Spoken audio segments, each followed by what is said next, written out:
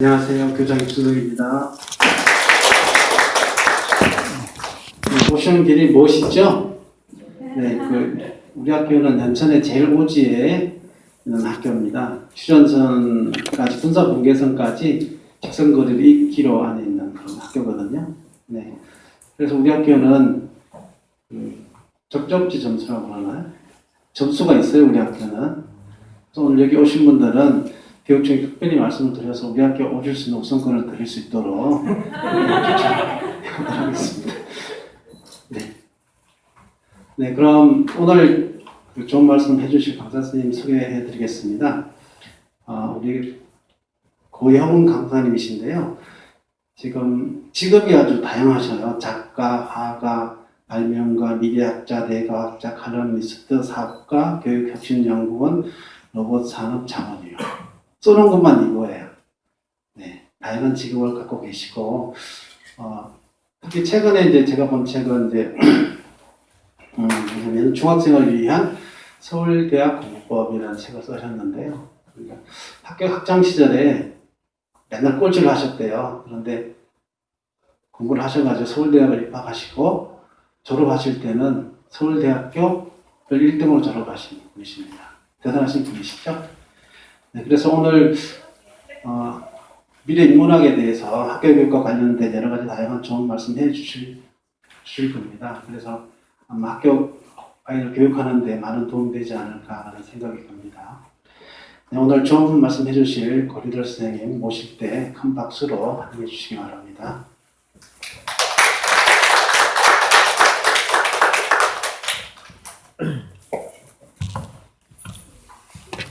자, 이제,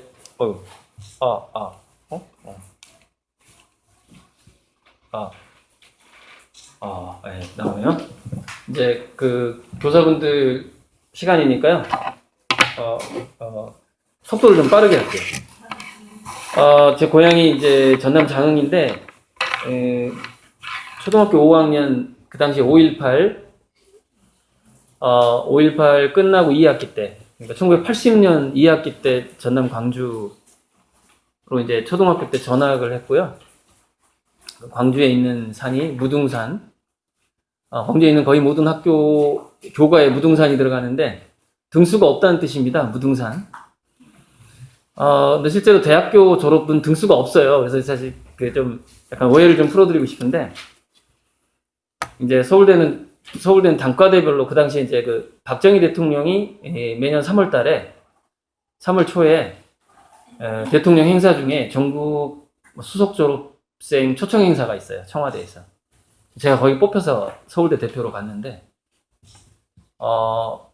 정말 재밌는 그런 게 있었어요. 뭐냐면, 그 대표를 뽑을 때, 뭐냐면, 단과대별로 학점이 다르잖아요. 뭐 음대하고 미대하고 점수를 할 수가 없잖아요. 그래서 그게 한 22개의 단과대학이 있는데 그 수석 졸업생 배출을 이렇게 하기로 한 거예요. 22년마다 돌아오는 거예요. 22년마다. 근데 제가 휴학도 많이 하고 뭐 군대 갔다 오고 등등등 해서 어쩌다가 그 나이는 원래 학번은 88학번인데 나이는 89학번 70년생인데 대학은 90학번으로 들어가서 졸업을 99년에 했어요. 1999년에 2월에. 근데 마침 그 해가 미대에서 수석 졸업생이 나오는 해인 거예요. 그러니까 그게 참 이게 우연의 일치인데, 그래서 그 미술대학에서 수석 졸업생이 실제로 고산이라는 사람이에요. 저 아니에요. 고산인데, 김대중 대통령이 이제 그 전해인가?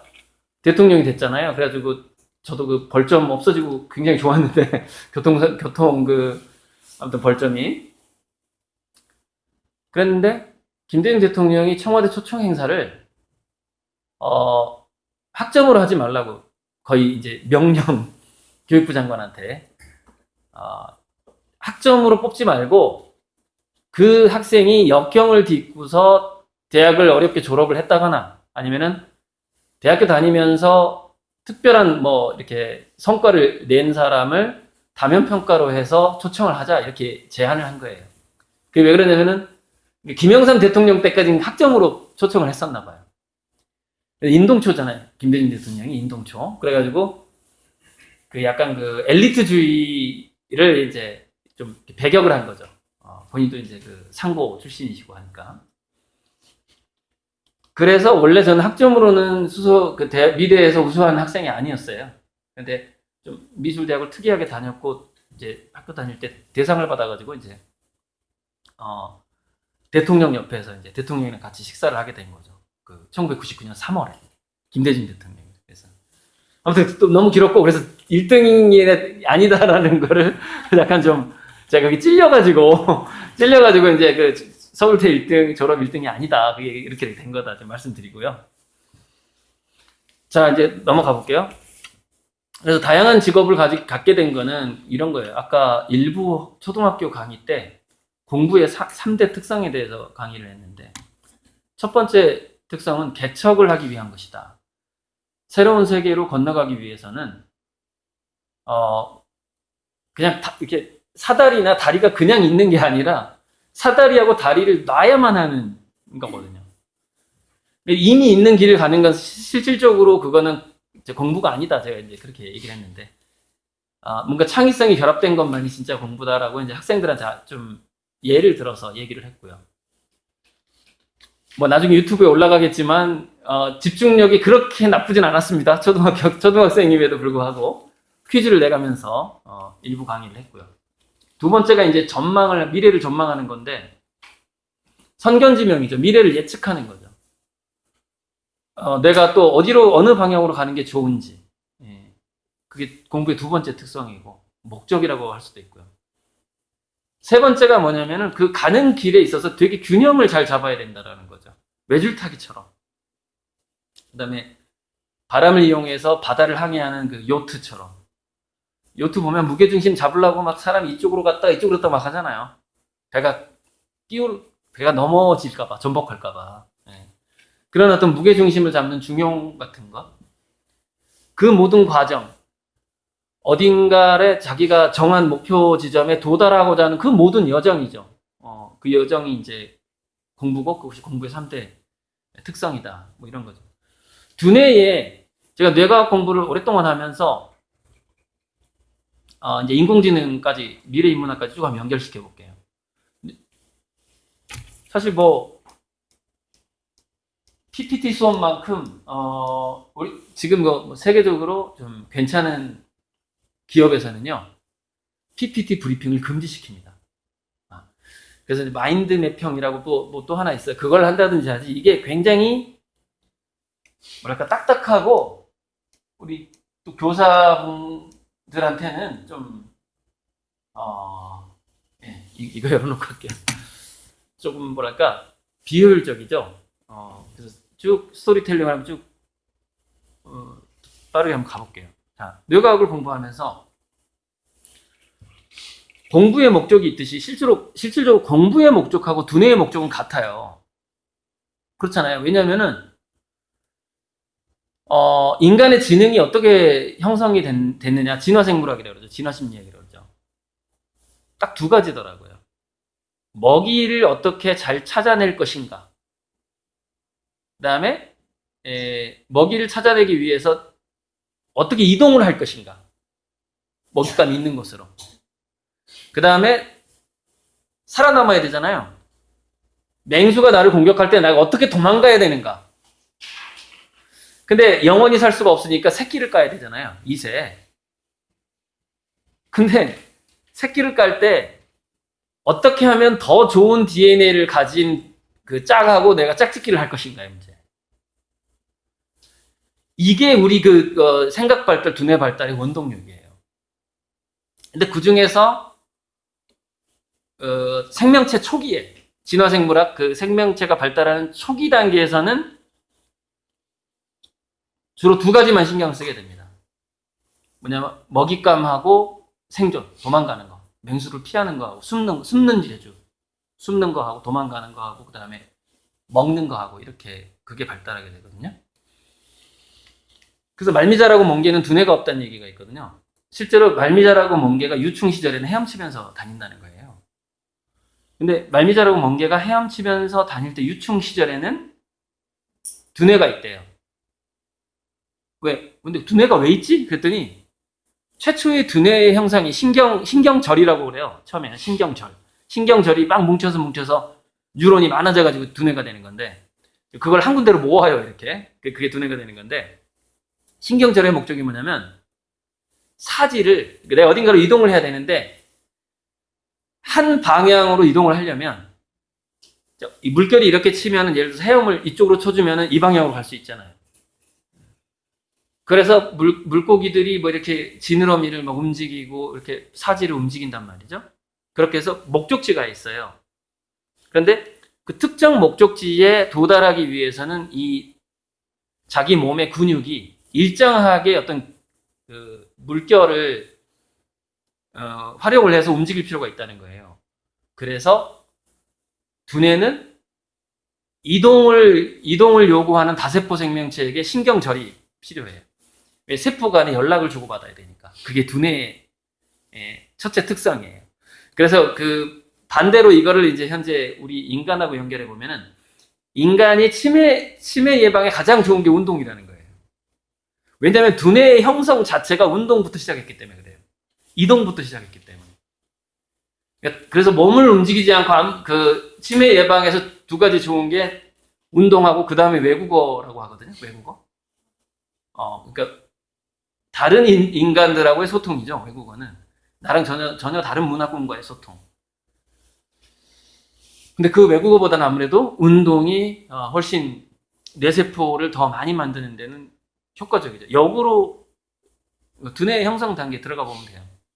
자, 그런데 공부의 목적과 두뇌의 목적이 왜 같냐면은, 그 이후에 이제 좀 생명체가 고등 생명체가 되면은 짝짓기가 굉장히 또 중요해져요. 짝짓기가. 그래서 어떤 암수가 성이 분화가 되기 시작하면서, 바람에 의해서 이렇게 짝짓기 되는 뭐 그런 은행나무, 식물 같은 거 말고 이제 동물 단계에 왔을 때 짝짓기가 굉장히 중요해지는데, 짝짓기에서 굉장히 중요한 게 더 강한 생존력이 강한 대상을 고른다라는 게 동물도 다 마찬가지예요. 인간도 마찬가지지만. 그래서 뭐 인간 그것을 저는 속되다라고 표현을 하지 않아요. 예쁜 여자와 부자 남자의 만남이 우리 뉴스에 보면 많이 나오죠. 남자는 나이가 많거나 적거나 별로 상관이 없죠. 돈만 많으면 되죠. 트럼프 대표적으로 돈 잘 벌고, 그러면 굉장히 미인 대회 나갔던 사람이랑 이렇게 한단 말이죠. 다 목적이 있어요. 그 여자는 여자들의 목적이 있고 남자는 남자들의 목적이 있는 거죠.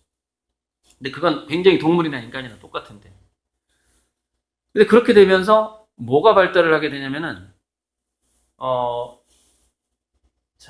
발달하냐면은 아름다움에 대한 인식이 발달하기 시작해요. 그 짝짓기에서 그 성이 분화가 되면서 아름다움이 발달하게 되는데, 그래서 대다수의 그 진화생물학에서 아름다움은 뭘 의미하냐면 강함을 의미합니다. 아름다운 건 강한 거다. 이게 동물의 세계에서 아주 그냥 이렇게 아주 보편화되어 있어요. 그래서 공작새가 이렇게 꼬리를 딱 펼치잖아요. 그러면 거기 눈이 있단 말이에요. 이렇게. 눈이 하나만 더 있으면요, 암컷 공작들이 줄을 섭니다. 걔가 제일 강하다는 거야. 꼬리가 좀만 더 길어도. 이게 이제 그 찰스 다윈이 굉장히 고민했던 핸디캡 이론이라는 건데, 나는 꼬리가 더 길지만 지금까지 이렇게 잘 생존했어. 이게 핸디캡 이론인데, 이게 그 열대어가 꼬리가 길수록 더 이렇게 각광을 받죠. 암수 간에. 근데 여자들은 그래서 우리 인간들 중에서 그 핸디캡 이론이 적용되는 게, 대표적으로 적용되는 게 긴 머리카락하고 긴 손톱이에요. 그래서 중국 근대까지만 해도 손톱을 한 30cm 이상 길렀어요. 중국의 귀족들은. 그래가지고 어떻게 다니냐면, 길거리 다닐 때 손톱이 부러지면은 굉장히 수치스러워했어요. 지금 뭐 여자들 이거 네일 하는 건 아무것도 아니에요. 중국 귀족들은 손톱 자체가 30cm인데, 이게 손톱이 15cm 이상 길어지면 어떻게 되냐면 한 바퀴 꼬여요. 머리 곱슬머리처럼 손톱이 이렇게 한 바퀴 돌아가요. 15cm 이상 되면은. 그게 끊어지면 중국 규정은 수치야. 그래서 어떻게 다녔냐면 이렇게 다닙니다. 이렇게 다녀요. 길거리 다닐 때. 모든 걸 시중이 다 해줘요. 심지어 밥 먹는 것까지. 그게 핸디캡 이론인데 그럼 그 중국 규정은 왜 손톱을 길렀느냐? 딱 한 가지를 강력하게 어필한다는 거예요. 무슨 얘기냐면은 나는 노동을 하지 않아. 노동을 하는 자는 손톱을 기를 수가 없다는 거예요. 나는 일하는 사람이 아니야. 나 엄청난 귀족이야. 이걸 보여주기 위해서 손톱을 그렇게 길렀다는 겁니다. 이게 핸디캡 이론이죠. 그렇게 굉장히 그 동물들이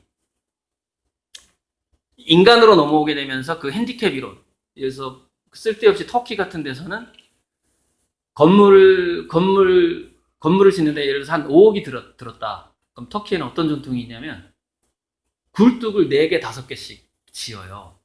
근데 전체 건물 짓는데 4억, 5억이 드는데 굴뚝 하나 짓는데 1억씩 든대요. 왜냐면 고도의 장식이 들어갑니다. 굴뚝에. 근데 그 굴뚝을 4개, 5개씩 건물에다 지어요.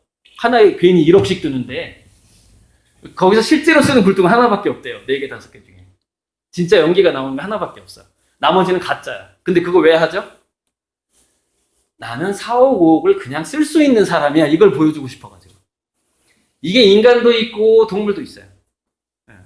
그래서 이제 우리가 뭐라고 하자. 인간에 오면은 그게 인문학적으로는 좀 나쁘게 인식이 되죠. 즉 내면이 허한 사람이 자꾸 명품백을 들고 다니고 금목걸이를 하고 뭐 이렇게 반지를 한다고 얘기를 하죠. 내면이 허한 사람이 자꾸 바깥을 꾸민다고 하죠. 예, 맞습니다. 그런 경향이 분명히 있어요. 예. 있는데 지금 저는 지금 오늘 미래 인문학에 있어서 그런 얘기를 하려고 하는 게 아니에요. 자, 무슨 얘기냐면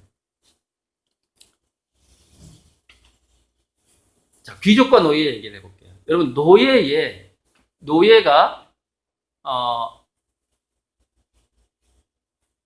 제가 이제 어원 연구하다 보니까 우리가 넙을 쓴다 그래서 넙, 혹시 시골 출신 중에 넙 쓴다라는 말이 있어요. 사람을 산다고 할 때. 네. 그래서 그 노예라는 말이 로봇이 되거든요. 이 일을 대신해주는 존재. 그게 로봇의 어원이에요, 노예가. 근데 그 우리나라에서 넙하고 로봇하고 의미 굉장히 비슷해요. 어원적으로 들어가면 이제 좀 이상해지니까 내용이.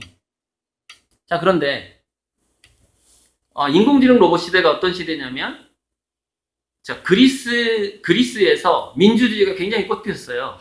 꽃피었는데 그때는 이제 의회 민주주의가 최초로 시작된 거잖아요, 그리스에서. 근데 그리스나 로마에서 그 귀족들이 그렇게 교양 있게 뭐 이렇게 즐기고 민주주의를 하고 그렇게 할 수 있었던 게 수많은 노예가 있었기 때문이라는 거예요. 딴 데서 잡아온 노예.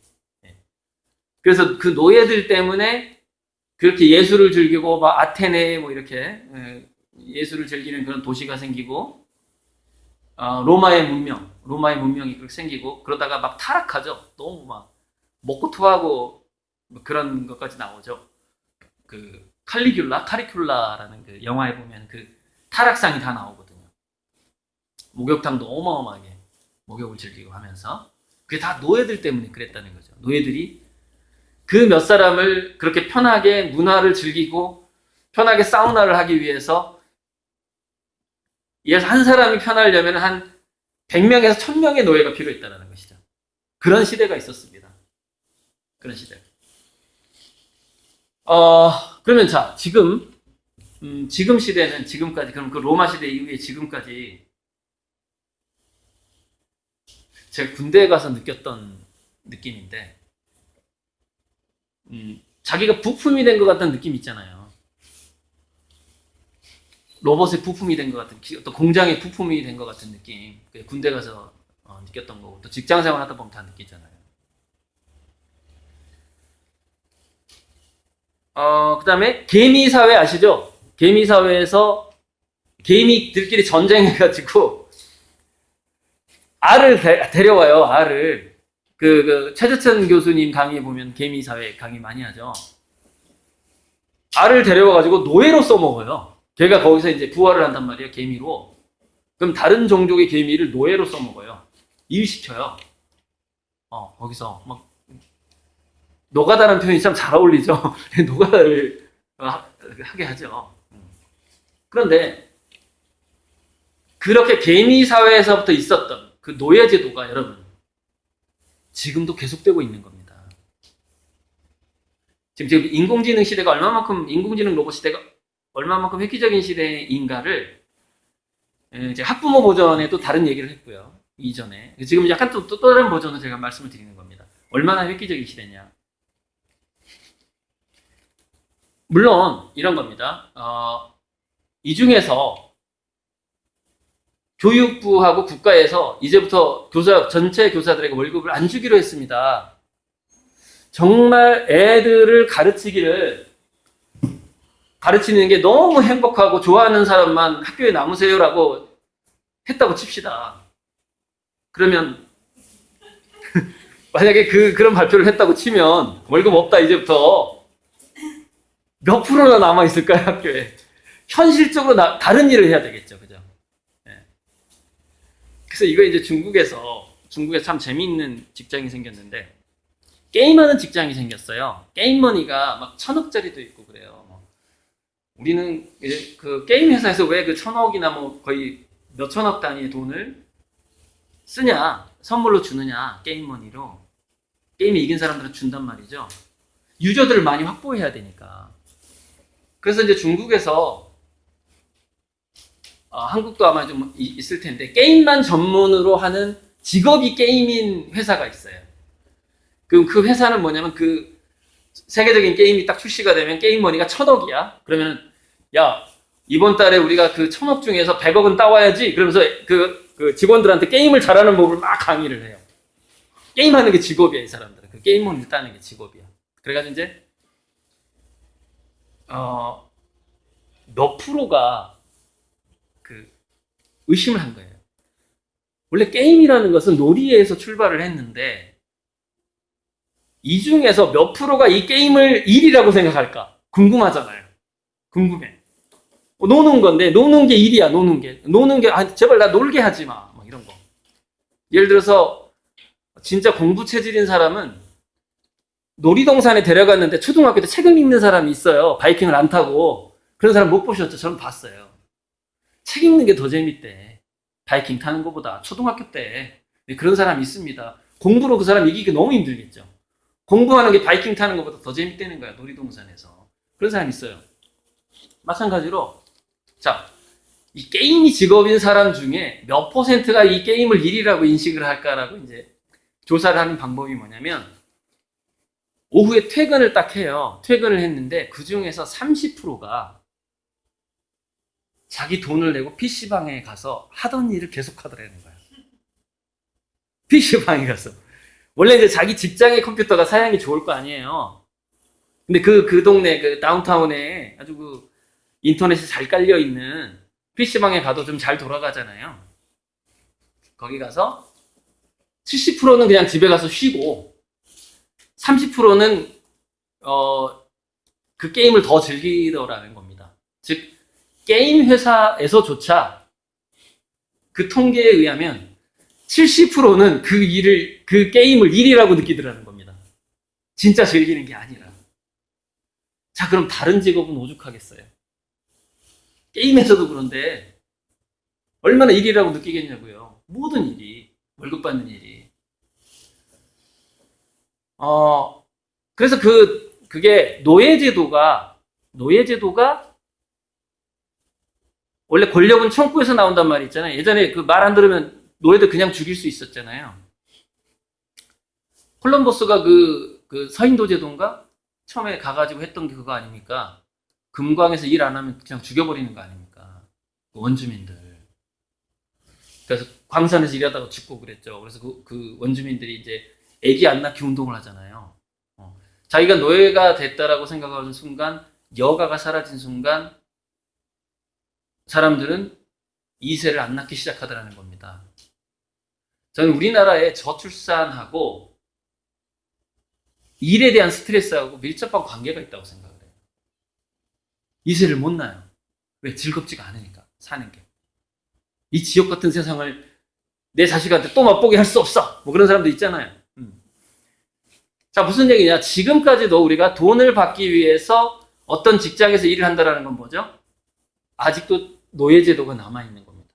단지 청구에서 권력이 나오느냐, 지갑에서 권력이 나오느냐의 문제예요. 하지만 계속해서 노예 같은 특성을 갖고 있는 것이죠. 요게 바뀌어버리는 겁니다. 인공지능 로봇 시대에. 왜냐면 인간보다 일을 잘하는 로봇이 드디어 나오기 시작하는데 그 예상 시점이 2025년 정도예요. 5년 후에 굉장한 이런 코로나 이런 건 아무것도 아니죠. 굉장한 변화가 이 지구상 문명에 닥쳐온다는 거예요. 우리가 그 돈 많은 그 사장님들의 특성이 있는데 이것도 조사해봤어요. 미국에서. 다 여론조사를 해봤습니다. 자, 당신은 이제 로봇 회사에서 조사를 했는지 어떤 학자가 조사를 했어요. 자, 이 일을 대신 해주는 로봇이 있어. 로봇이 있는데 당신이 현재 매달 예를 들어서 3천만 원을 임금으로 주고 있어. 그러면은 매년 한 3억이라고 칩시다. 자, 매년 당신이 월급을 주고 있어. 그 인간들에게, 직장 직원들에게 매년 3억씩 쓰고 있는데 그 전체 인원을 대신할 수 있는 로봇이 나왔다고 칩시다. 그럼 그 로봇 가격이 얼마일 때 당신은 직원들을 로봇으로 교체할 겁니까? 라고 이게 여론조사를 했습니다. 그랬더니 얼마로 나오냐면 전체 직원에 들어가는 월급의 3배 정도로 떨어지면 사겠다고 나옵니다. 사장들이. 무슨 얘기냐면 매년 3억이 나가잖아요. 연봉이, 직원 월급이. 그 로봇 가격이 10억이면 내가 사고 이 사람들 다 자르겠다. 이게 여론조사로 나왔어요. 사장들 여론조사에서. 10억짜리가 우리 직원을 대신할 수 있으면 자르겠다. 굉장히 무서운 겁니다. 왜 그러냐면 지금 이제 미국에서 실업자들이 막 늘어나고 있잖아요. 근데 미국에서 그 벡스터라는 로봇류의 로봇들이 나왔는데 간단한 뭐 이렇게 포장이라던가 이런 것을 대신해주는 그 손이 있어요. 손이 있는 로봇이 나왔어요. 그 로봇 가격이 2천만 원 정도 하거든요. 그래서 이제 조사를 해봤더니 처음에 사장들은 이렇게 생각을 했대요. 그 인간의 하루 노동시간이 8시간이고 3824잖아요. 그래서 이 로봇을 사면은 우리 직원 3명분이 일을 하겠지라고 처음에 예측을 했는데 막상 사서 돌려보니까 5명분이 일을 하는 거예요. 5명도. 인간은 화장실 가고 졸고 좀 쉬고 게으름 피우고 직원들이 이러는데 얘는 24시간 전기만 공급해주면 계속 돌아가 버리니까. 이게 이제 그 전반적으로 증명이 돼버린 겁니다. 그러니까 단순 반복적인 노동의 직업이 급격하게 사라져 버리는 거예요. 직장인. 그 도표가 이제 저기 뒤에 쭉 가면 나와요. 아까 그 도표에서부터 제가 시작을 했는데, 근데 이게 도표로, 제가 보면은 D가 있죠, D. A, B, C, D, D. 제가 손으로 그린 거예요. 손으로 그렸다고 이게, 이걸 컴퓨터 그래픽을 맡길 시간이나 뭐 인력이 없었고, 오래전에 제가 관한할 때 그린 거라. 그리고 지금은 저걸 왜 컴퓨터 그래픽을 안 맡기느냐? 이제는 강의를 안 다니고 싶거든요. PPT를 더 손보고 싶지가 않아요. 그림이 잘 팔려가지고 강의를 다니고. 그래서 저 손도 못 보고 저대로 있는 거예요, 그냥. 저대로 있는데 이 A, B, C, D를 제가 그 카테고리를 나눈 거예요. 즉 어떤 책에 있는 걸 그대로 베낀 게 아니라 제가 연구를 해서 만들어낸 겁니다. 카테고리가. 그러니까 좀 도표 한 3-4개를 합친 거라고 보시면 되죠. D가 단순 반복 노동 고용입니다. 요게 지금 여기까지는 진짜 통계입니다. 2025년. 그죠? 쫙 떨어져 버린 거죠. 이게. 왜 그런 로봇이 나오는 거예요? 직원 5명의 일을 하는 2천만 원짜리 로봇이 나와요. 그럼 봐요. 사장들이 여론조사할 때,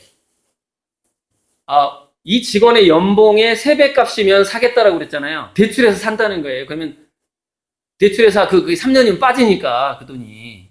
그게 사장들의 심리라는 거예요. 그런데 문제는 지금 5배씩 이익을 보고 있는 거예요. 내가 직원 1명을 자르고 상관 연봉 2,500원 되잖아요. 아무리 낮아도. 직원 1명을 자르고 로봇을 샀더니 얘가 5배를 일을 해버리는 거야. 그게 지금 상황이에요. 누가 안 자르겠냐고, 누가. 자르죠. 그러니까 단순 반복 노동이 이렇게 줄어들어 버리는 거예요. 이게. C를 볼까, C?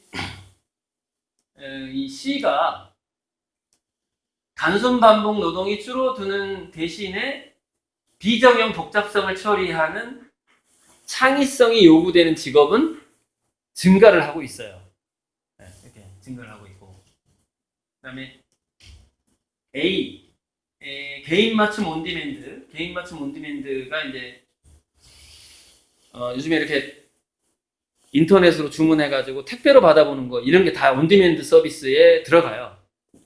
이게 그 팬데믹 코로나 때문에 훨씬 더 빠른 속도로 늘어나고 있는 거예요. 그러니까 사실 제가 이 도표를 바꿔야 되거든요. 2020년 이후에, 여기서 각도를 좀 더 이렇게, 2020년에 각도를 좀 이렇게 만들어야 되는데, 아직 수정을 못하고 있는 거죠. 팬데믹 때문에 이게 온디맨드가 확 늘어나 버린 거죠. 온디맨드가. 주문형 맞춤 생산이에요, 이게. 주문 맞춤 생산이. 확 늘어나는 거예요. 개인 맞춤. 그러니까 지금 구글이라든가 특히 어디서 아마존의 제프 베조스가 늘 하는 말이 있어요. 지구상의 인구가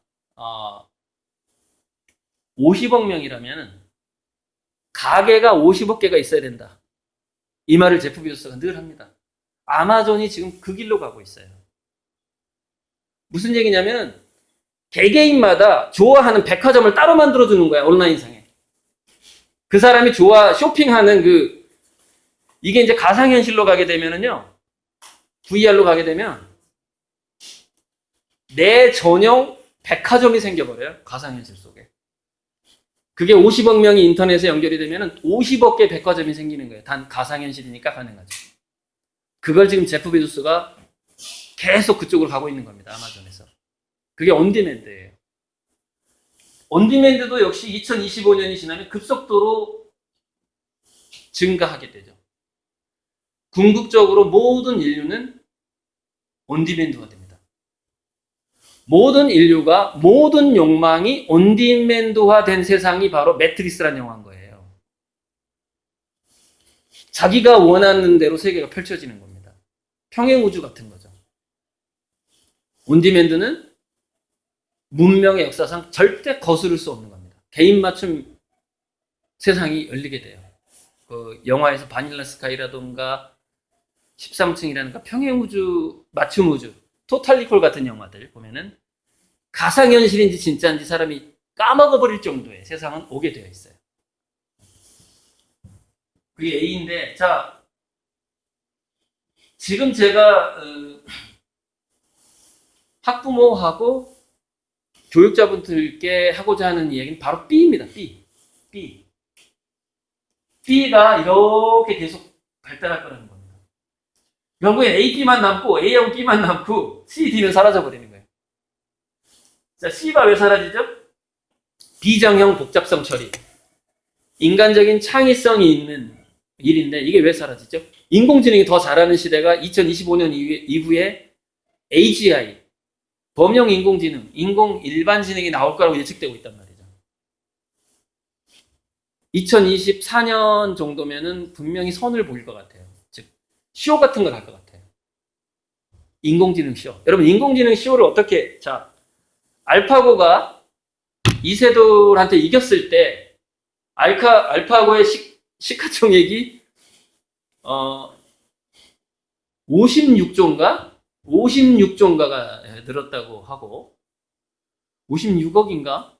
56억은 아니겠죠. 구글인데. 56조. 이세돌에게 줬던 돈이 1억 2천만 원인가? 뭐, 대정료.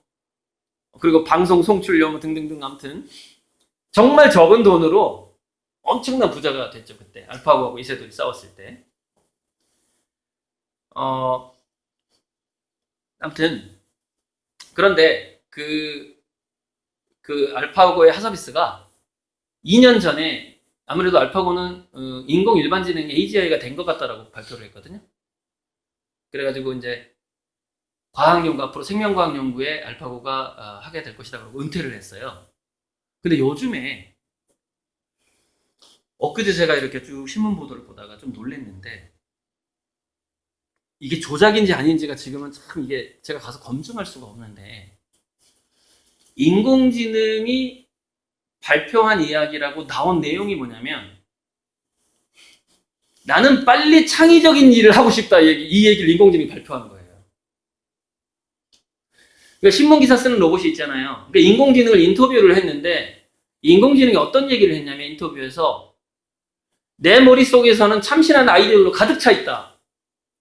나는 빨리 그 아이디어를 이 지구상에 펼치고 싶다. 이 얘기를 한 겁니다, 인공지능이. 그러니까,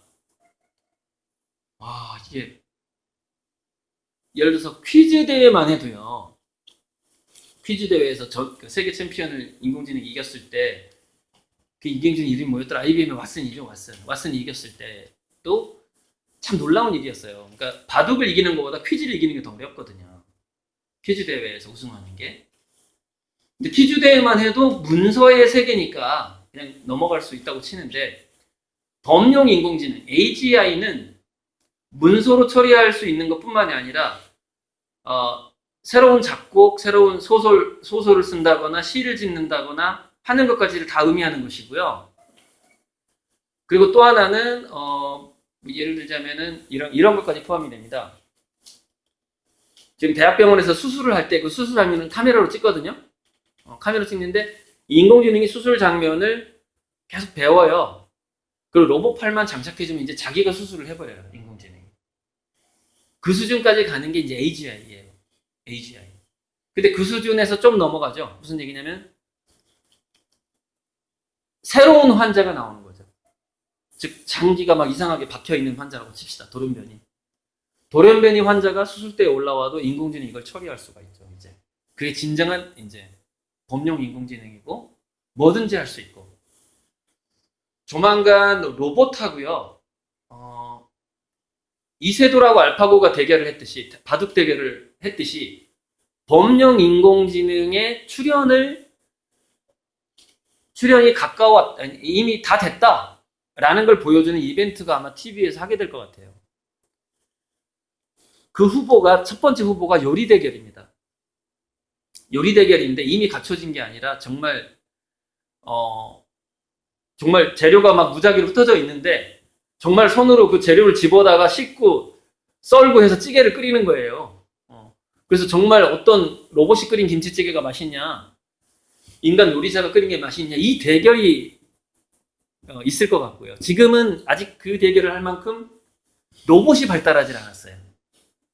그리고 맛을 보는 그 센서라든가 이런 것들, 굉장히 요리 대결에서 로봇이 이기려면 굉장히 많은 그 기계 장치들이 이제 이렇게 하나가 연동이 돼야 되는데 연동만 되면 되거든요. 그래서 저는 5년 내에 그 로봇과 인간 요리사 요리 대결이 있을 것 같고, 그게 이제 그 기업들이, AGI 기업들이 사람들한테 선포하는 거예요. 알파고하고 이세돌을 대결을 시켰듯이. 근데 그런 선포들이, 그리고 또 하나 한번 예측되는 대결이 또 뭐가 있을까요? 목적지까지 길을 찾는데, 예를 들어서 막 암벽 등반도 해야 되고 아주 힘든 길인 거예요. 트레킹과 암벽 등반을 동시에 해야 되는데, 뭐 K2가 될 수도 있고 뭐 인왕산이 될 수도 있고, 어떤 산에 암벽 등반을 하는데 이제 뭐 로봇이야 무산소겠죠, 무산소고. 아무튼 인간과 무슨 등반 대결을 한다거나 이런 자꾸 육체적인 대결이 나올 가능성이 또 높아요. 그 이벤트로 TV에 나오는 것이죠. 그런 것들 방송국에서 그래서 기획을 하는 겁니다. 그 다음에 족구 대회 같은 것도 할 수 있고요. 지금 골프 대회하고 사격 대회는 이미 로봇이 이기죠, 인간은. 사격 같은 거는 진짜 다 바람까지 다 읽어버리니까. 총 쏘는 거 이런 거는.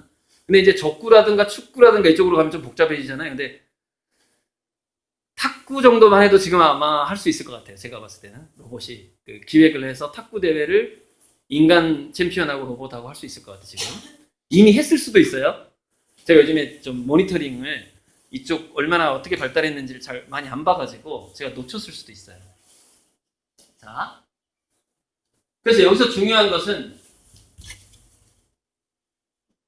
개인 맞춤.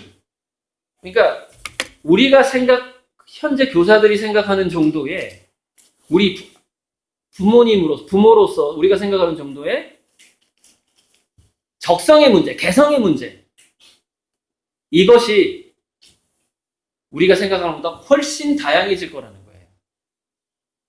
대부분 개인 맞춤으로 먼저 세상이 돌아가 버려요. 개인 맞춤으로. 그럼 아이들은 거기에 자극받을 수밖에 없는 거죠. 그래서 학교 교육에서 10과목이나 20과목 그 정도의 클래스로 현재 유튜브를 보는 세대를 만족시켜 줄 수가 없어요. 지루해버리는 겁니다. 그러니까 유튜브를 보다가 여러분 TV를 보면은 되게 답답한 걸 느끼실 거거든요. 왜냐면 취향 저격이 안 돼요. TV는. 유튜브는 내 취향 저격이 되는데 내 취향을 딱 맞춰서 나온단 말이죠. 그러니까 저도 맨날 보는 채널만 보게 되거든요. 근데 TV는 대중을 맞춰서 제작을 하고 특히 초등학교 5학년에서 중학교 2학년 수준을 맞춰야 된대요. EBS 다큐멘터리 프로는 중학교 2학년을 맞추는 정도 수준이고 드라마는 초등학교 5학년 정도를 맞추는 거죠. 그래야지 시청률이 올라간다는 거예요. 그게 지금 방송국에서 하는 얘기입니다. 그래서 요즘에 제가 예전에는 대학교 때까지만 해도 TV에서 EBS 다큐라던가 이런 그 심야에 하는 다큐멘터리 프로를 많이 봤어요. 많이 봤는데 요새는 지루해서 보지를 못해요. 일단 80% 90% 내용이 내가 다 아는 내용일 뿐만이 아니라 아는 내용을 또 듣다가 간혹 가다가 뭐 5% 10% 모르는 게 나오는 게 이게 너무 지루한 거예요. 근데 유튜브에 딱 들어가면은 워낙에 이제 그 크리에이터들이 많고 막 일부러 막 어려운 것만 얘기하는 채널도 있고 뭐 기본 채널도 있고 이러잖아요. 거기서 이제 오히려 찾아서 보는 게 훨씬 좋아지는 뭐 이런 거에 이미 우리 애들은 점점점 익숙해져 있다 이렇게 보시면 돼요. 그 온디맨드 맞아, 온디맨드. 자, B가 참 중요한 문제인데 제가 처음에 노예 얘기를 시작했잖아요. 노예 얘기. 그래서 2025년쯤 되면은 미국에서 링컨 대통령 노예 해방이 한 대통령으로 알려져 있는데 실질적으로는 그 임금 제도로 이제 노예 제도가 계속 되어가지고 오고 있는 거죠. 그게 권력이 자본으로 이동을 했고 진정한 노예 해방이 없죠. 지금까지 없는 거예요. 인종차별도 해결 안 됐잖아요.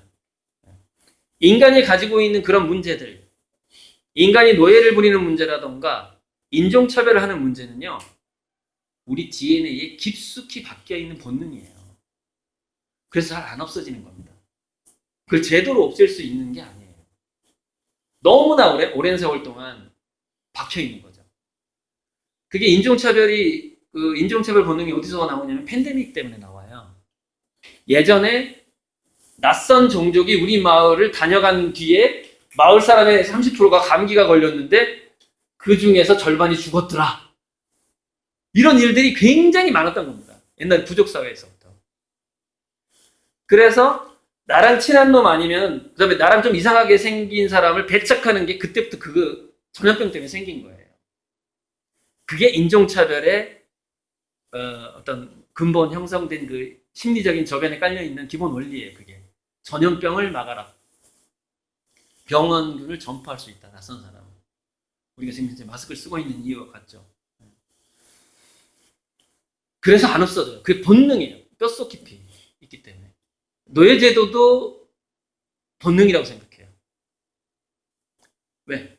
편하고 싶어. 귀찮은 일 초월하 그러죠. 귀찮고 그 3D 위험하고 더럽고 그런 것들 누가 대신해 줬으면 좋겠어. 그죠? 대신해 주는 존재가 있었으면 좋겠어. 본능이죠, 그것도. 지금 그걸 돈으로 해결하고 있는 부분이 있고.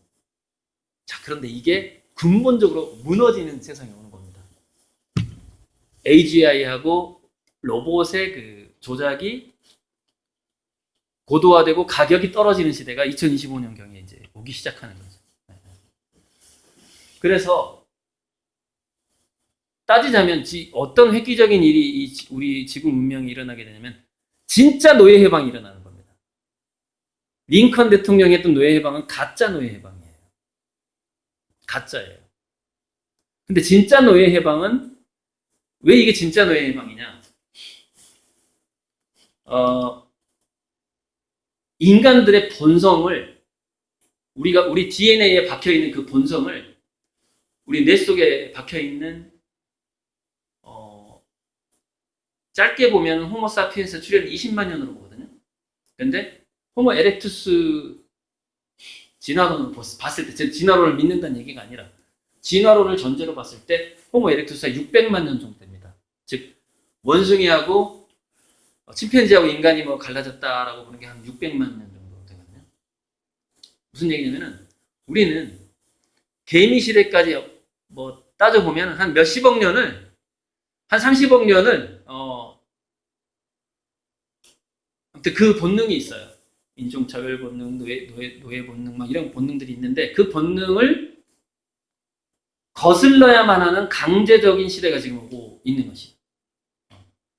여기서 이제 좀 이 다음 얘기로 좀 넘어가야 되는데 그래서 현재 그 교육에서 굉장히 중요한 부분이 다양성하고 유희성 이거 두 가지인 것 같아요. 저기 보면 즐기는 창의성이라고 제가 써놨죠. 즐기는 창의성 경제. 그 뭐가 됐든 그 우리 아이들이 아무튼 즐거워야 된다는 것이죠. 그것이. 그러니까 그것을 에듀테인먼트라고 하는데 이 에듀테인먼트가요. 급속도로 부익부 빈익빈 즉 가상현실 세계가 다가올수록 마치 그 학원계에서 일어나는 일 있죠. 학원계 뭐 역사교사라든가 이렇게 지금 유튜브를 이 코로나 때문에 교사분들한테 오픈했잖아요. 그래서 아마 수익 사업은 못해도 교사가 자기 유튜브 채널 운영하면서 전국에 구독자를 모을 수 있는 게 되게 허용이 됐다고 하더라고요. 코로나 때문에. 이건 시작에 불과한 거죠. 나중에는 이제 이렇게 돼버려요. 특정 과목은 그 교사, 한국어를 쓰는 사람 중에 그 교사만 인기 있게 돼버려요. 한 명만. 유튜브 방송을 잘하면서 돈을 들여서 장비를 사서 카메라맨 막 드론까지 띄워가면서 근데 그 교사들이 그렇게 하기 힘들겠죠. 이게 이제 좀 더 교육 시장이 좀 더 자유화가 되면은 지금까지 사교육 시장이 공교육을 좀 압박해온 측면이 있었잖아요. 왜냐 학부모들이 인식이 학교에 가서 쉬고 끝나고 학원 가서 공부해 뭐 이런 인식들 그런 압박해오는 것도 있었는데 이게 더 심해집니다. 앞으로 더 심해져요. 이제는 그 학원이 압박하는 게 아니라 특정 몇몇 개개인이 학생들의 시선을 이제 끌어가 버리는 그 부익부 빈익빈 시대가 와버리는 것이죠. 그래서 그것이 이제 어떤 그 몰입도, 관심도를 소수가 아마 독점해가는 그런 흐름이 앞으로 생기게 될 것이다. 그러면 공교육에서는 뭘 해야 될 것이냐? 공교육에서는 학교에서 그런 스타를 배출하는 것도 괜찮습니다. 학교 행내에서 그런 스타 교사를 배출해내는 것도 괜찮은데 학교에서는 어떻게 하면 애들을 다양성을 체험하게 해줄 것인가로 일단은 초점을 맞추는 수밖에 없을 것 같다는 생각이 드는 거예요. 교육의 방향성에 있어서. 자, 여기서 이제 다음 얘기로 좀 넘어가야 되는데, 그 선생님 질문을 좀 받으면서 갔으면 좋겠어요. 왜냐면 제가 이 다음에 이거 쌌습니다, 걸레로. 어떤 얘기를 해야 될지 생각 좀 해보고.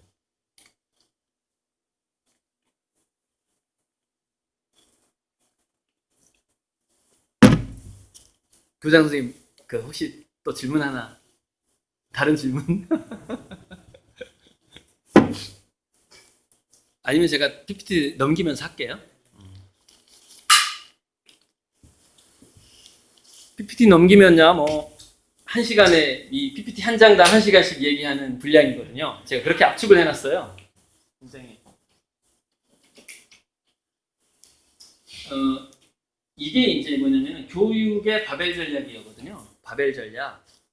바벨 전략이 원래 주식 투자에서 절대 까먹지 않는 안전 주식에 투자하는 거하고, 투자를 하면 굉장히 하이 리스크 하이 리턴, 위험은 있지만 그 기업이 성공했을 때 10배, 100배의 수익을 올릴 수 있는 그 고위험 투자를 한다.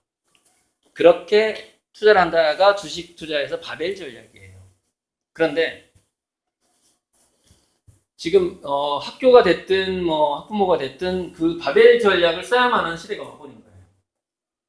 그게 이제 조금 전에 제가 얘기했던 다양성이에요. 굉장히 다양하게 하거나, 여기 그죠? 다양하게 하거나, 아니면 뭐 하나를 비인간적으로 거기에 귀신이 되게 하거나, 거기에 신의 경지에 이르게 하거나, 뭐 하나를 신의 경지. 그게 뭐 다트가 됐든 뭐가 됐든 우리 학생들이 뭐 하나에 굉장한, 전 세계에서 정말 제가 무등산 좋아하지만 1등을 하는, 그렇게 가거나. 그러니까 여기서도 바벨이 두 종류예요. 바벨이 아령이란 말이에요. 아령. 양쪽으로 쏠림 현상을 말하는 거예요. 바벨이 이렇게 쏠림 현상이 나타나요. 미래 진로 지도가. 그 다음에 이쪽에서도 이렇게 쏠려요. 다양한 걸 해야 되는데, 다양한 걸 해야 되는 것이 맞는데, 그 중에서 두뇌가 다양한 걸 못하는 두뇌가 있어요. 인간, 그 사람이, 뇌과학을 잠깐 뇌과학적으로 설명을 하자면, 산만한 ADHD형의 두뇌가 있고, 보통 두뇌가 있고, 보통 두뇌를 관리자형 두뇌라고 그래요. 그다음에 몰입형 두뇌가 있어요. 자폐형 두뇌라고 그러는데, 집중하는 것만 좋아해. 한 가지만. 자기가 좋아하는 거 한 가지만 하길 좋아해. 대략 이 비율이 25%, 50%, 25%예요. 그래서 산만한 애들은 걔네들 다양한 체험으로 넘어가야 돼요. 걔네들 집중 시간이 그렇게 길지 않아요. 그러니까 수업 시간이 40분, 45분 수업하고 15분 휴식하고, 이게 굉장히 비효율적인 거죠. 이거는 중간에 맞춰져 있는 거거든요. 이 아래쪽 집중형 몰입하기 좋아하는 애들은 보통 몇 시간을 몰입을 해야 되냐면 3시간, 4시간. 한 과목 수업 시간이 3시간, 1000시간이어야 되는 거예요. 얘네들은. 초등학생이라 할지라도. 근데 이쪽 산만형 애들, 이 위쪽 애들은 뭐 짧게는 뭐 한 10분? 15분 수업? 또는 20분, 30분 넘어가면 안 되는 애들이에요. 걔네들 두뇌하고 안 맞는 거예요. 그리고 그 ADHD를 위한 교실이 있어요. 그 외국에는 그런 사례가 있거든요. ADHD 애들을 가르치는 교실이 따로 특별하게 고안된 게 있어요. 거기는 아주 넓은 광장에서 이쪽에는 뭐 A 교사가 있고 이쪽에는 음악을 하고 있고 저기서는 외국어 가르치고 있는데 그 소음이 다 들려요. 소음이. ADHD의 특성이 뭐냐면은 소음을 듣는 두뇌예요, 원래. 그러니까 레이더형 두뇌라고 하거든요. 예전에 그 포유류가 맹수가 다가오는 것, 이게 독사가 오는 것을 감지하기 위해서 우리 DNA의 한 25% 정도를 ADHD형, 즉 레이더형 두뇌로 만들어요. 그래서 얘네들은 레이더형 두뇌이기 때문에 원래 관심사가 계속 이동을 해요. 그래서 한 군데를 오래 쳐다보질 못합니다. 그렇게 타고났다고 보시면 돼요. 그래서 늘 관심을 이렇게 돌리게 돼 있어요. 이렇게. 레이더형이야. 레이더가 계속 돌아가. 이걸 하나를 오래 못해. 오래 못하도록 세팅이 돼 있는 거예요, 두뇌 자체가. 그래서 ADHD를 위한 교실은 넓은 광장 같은데 다양한 활동을 하는 교사들이 있는데 얘가 돌아다니면서 지가 집중하고 싶은 만큼만 하는 거예요. 그러니까 여기서는 이 교사랑 1분 동안 놀다가 여기 가서 10분 동안 놀다가 여기 가서 5분 동안 놀다가 이래요. 그게 그 3만형 아이들을 위한 교실이에요. 바로 이쪽이죠. 그런 애들. 근데 반대로 이쪽 굉장히 깊이 한 가지만 하는 애들. 하루 종일 그것만 하고 방과 후에도 그것만 하고. 그런 애들은 또 그렇게 해줘야 돼요.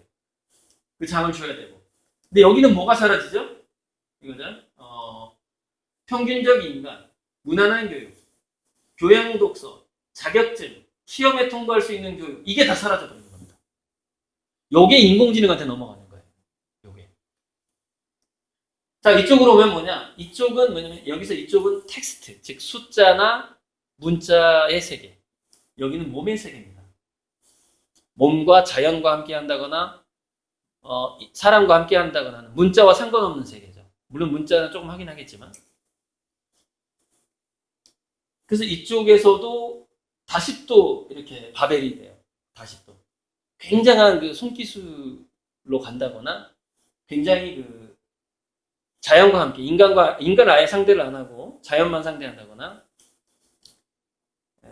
아주 넓은 무슨 뭔가 관리를 한다거나 돌아다니면서 이렇게 또 이렇게. 근데 여기는 뭐가 필요하냐면은 감정, 직관, 안목지 이런 게 필요해요. 몸을 쓰는 안목지 같은 거. 여기서는 상상력, 넓은 다양한 독서라든가 다양한 체험 이렇게 필요하고 이렇게 양극화되는 겁니다. 교육이. 평균 교육이 계속 사라지니까. 요게 이제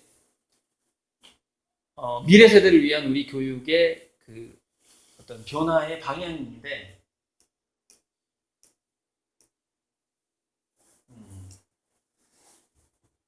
이것도 지금 비슷한 거거든요. 이게 비슷한 건데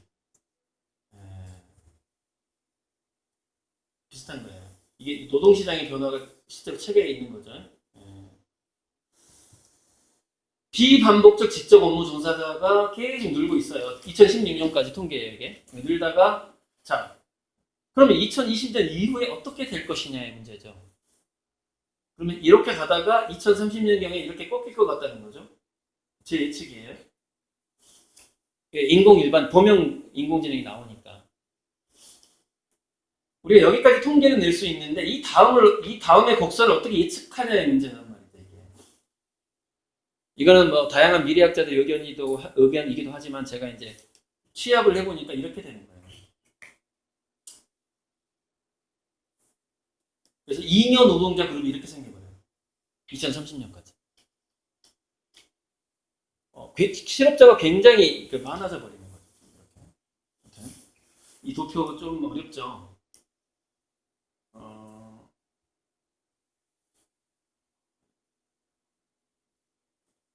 여기 보시면 유엔 미래 보고서에서 점차 사라질 직업에서 비반복적 노동이냐, 그러니까 교사 업무도요 약간 반복적 노동에 속합니다. 반복적 지적 노동이에요. 교사, 그죠? 학년 바뀔 때마다 같은 거 또 가르쳐야 되잖아요. 그러니까 이게 인공지능 영역에 들어가 버립니다. 교사도 반복적이니까 이렇게 들어가요. 의사, 약사 다 마찬가지로 이렇게. 자, 넘어갈게요.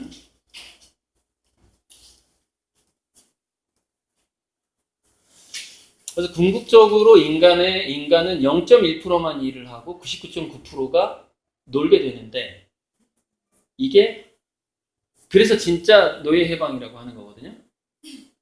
그러면은 정말 이렇게 인공지능을 데리고 일하기 좋아하는 사람들이 있는데 일터에는 결국 누구만 남느냐면요.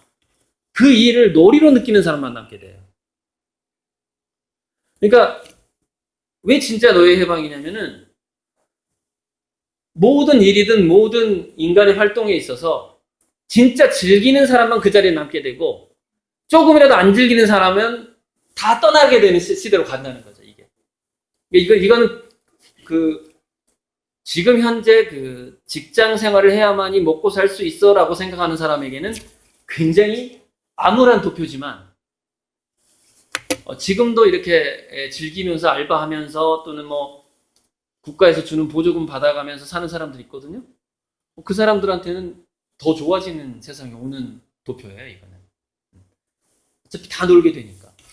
다 놀게 되는데 나는 좀 일찍 놀아봤잖아. 이런 거죠. 실업자인 입장에서는. 난 일찍 놀아본 사람이야. 실업자로서 내가 선배야. 어차피 다 이제 거의 다 실업자 될 거니까 이제 그런 상황이 되는 거예요. 그래서 아무튼 이런 도표, 새로운 가치가 만들어지는 건데 새로운 가치로 돈이 이동을 하게 되죠. 돈이 이동하게 되는 현상이 이제 나타나게 되죠. 그래서 방송국은 KBS, MBC는 취향 저격이 안 되기 때문에 유튜브에 경쟁을 못 해요. 광고 수익이 이제 지금 적자로 돌아섰을 겁니다. MBC, KBS 다 적자일 거예요. 지금 EBS 뭐 적자된 지 오래됐고요. 그래서 취향 저격, 놀자리 이런 식으로 일자리가 점점 바뀌어가게 되고 그런 게 계속된다. 자, 제가 이제 링컨 대통령이 진짜 노예 해방을 한 게 아니라 이제 진정한 노예 해방이 2025년부터 오기 시작한다. 이렇게 말씀을 드렸는데 이거는 이제 1차 산업혁명, 2차 산업혁명이 왔던 그 기간을 제가 계산을 해가지고 기하급수적인 곡선을 매겨본 게 이거거든요.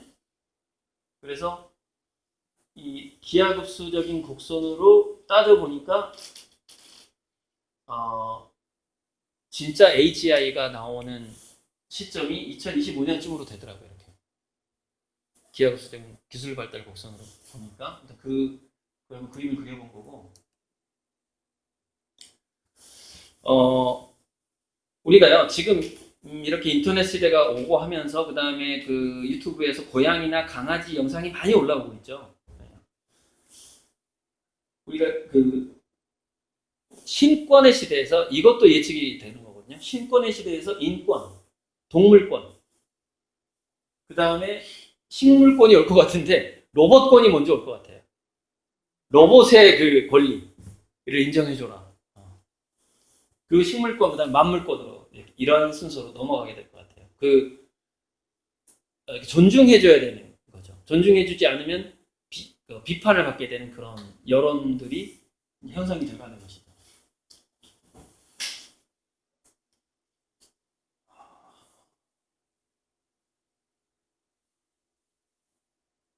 네, 여기 보면 좀 더 복잡하지만 다양한 그 인공지능의 출현들 이렇게 얘기하고 있죠.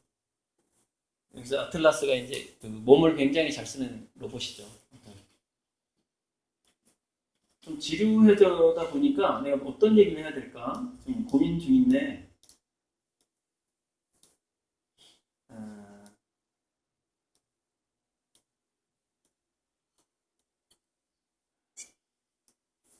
또 안 넘어가네.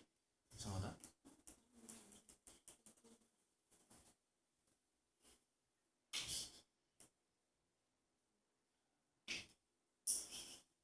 이거 놓고 하죠 뭐. 이거 초등학교 학부모들한테 기본적으로 예전에 많이 했던 페이지인데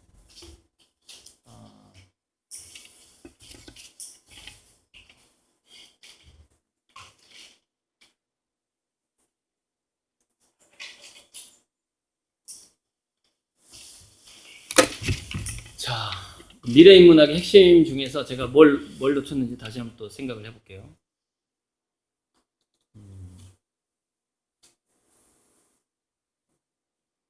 자, 이런 겁니다. 아까 교장 선생님이랑 잠깐 나눴던 얘기 좀 해볼게요. 교사의 입장과 학부모 입장이 굉장히 달라질 수밖에 없다라는 한계를 이해하고 넘어가면 학부모를 대응한다거나 할 때 좀 도움이 될 것 같아요. 지금 현재 공교육 교사의 입장과 학부모 입장이 뭐가 다르냐면 이겁니다. 제가 자녀의 그 학생들의 다양성을 존중하는 방식의 커리큘럼으로 학교가 바뀌어가야 된다.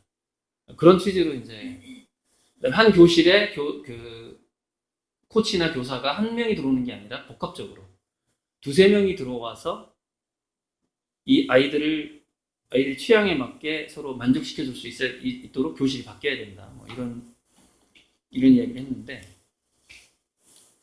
이렇게 되는 겁니다.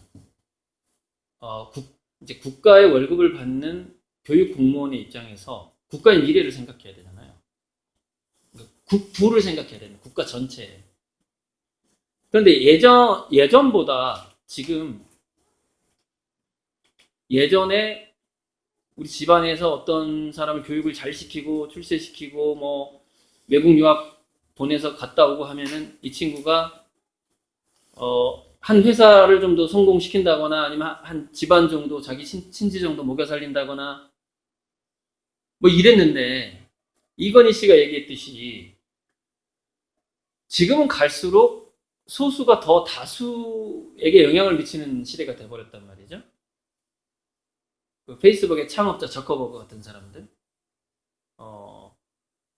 소수의 천재들이 요즘 특히 IT 천재인데 이 천재들이 국가의 부를 좌지하는 정도, 즉 개인 권력이 강화됐다는 말이에요. 개인의 1인 영향력이 점점 강화되고 있다는 거예요.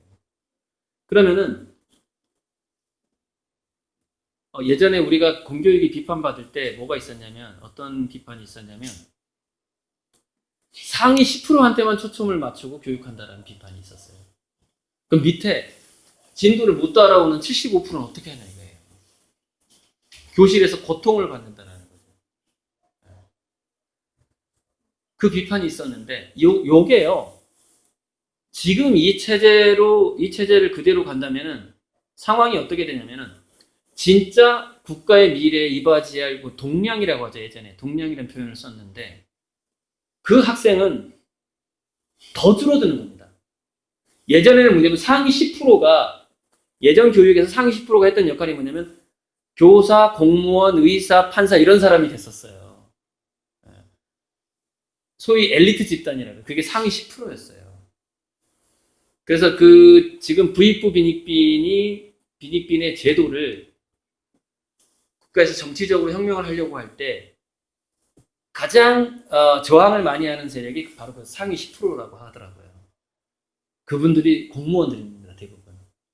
혁명을 못하게 만드는 세력이라는 그런 얘기가 있어요. 근데 그 사람들이 왜 혁명을 못하게 하죠?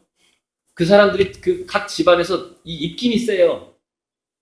엄마 그 사람 투표하면은 내 월급이 줄어들어. 세금을 몇 프로 뜯어간대. 뭐 이렇게 되는 거죠. 근데 그 집안에서 그 공무원은 어떤 존재예요? 자랑거리잖아요. 그 집안에. 그러니까 그 한 사람이 명절 때 집에 가서 한마디 딱 하면은 그 투표에 영향을 미치는 게 굉장히 강해요. 입김이 강하단 말이죠. 그 상위 10%가 각 집안에서 모든 그 곳곳에서 입김이 세요. 그래서 그 공무원 세력, 그 엘리트 세력이 진짜 우리 그 한국의 변화를 많이 막고 있다. 이런 얘기가 있어.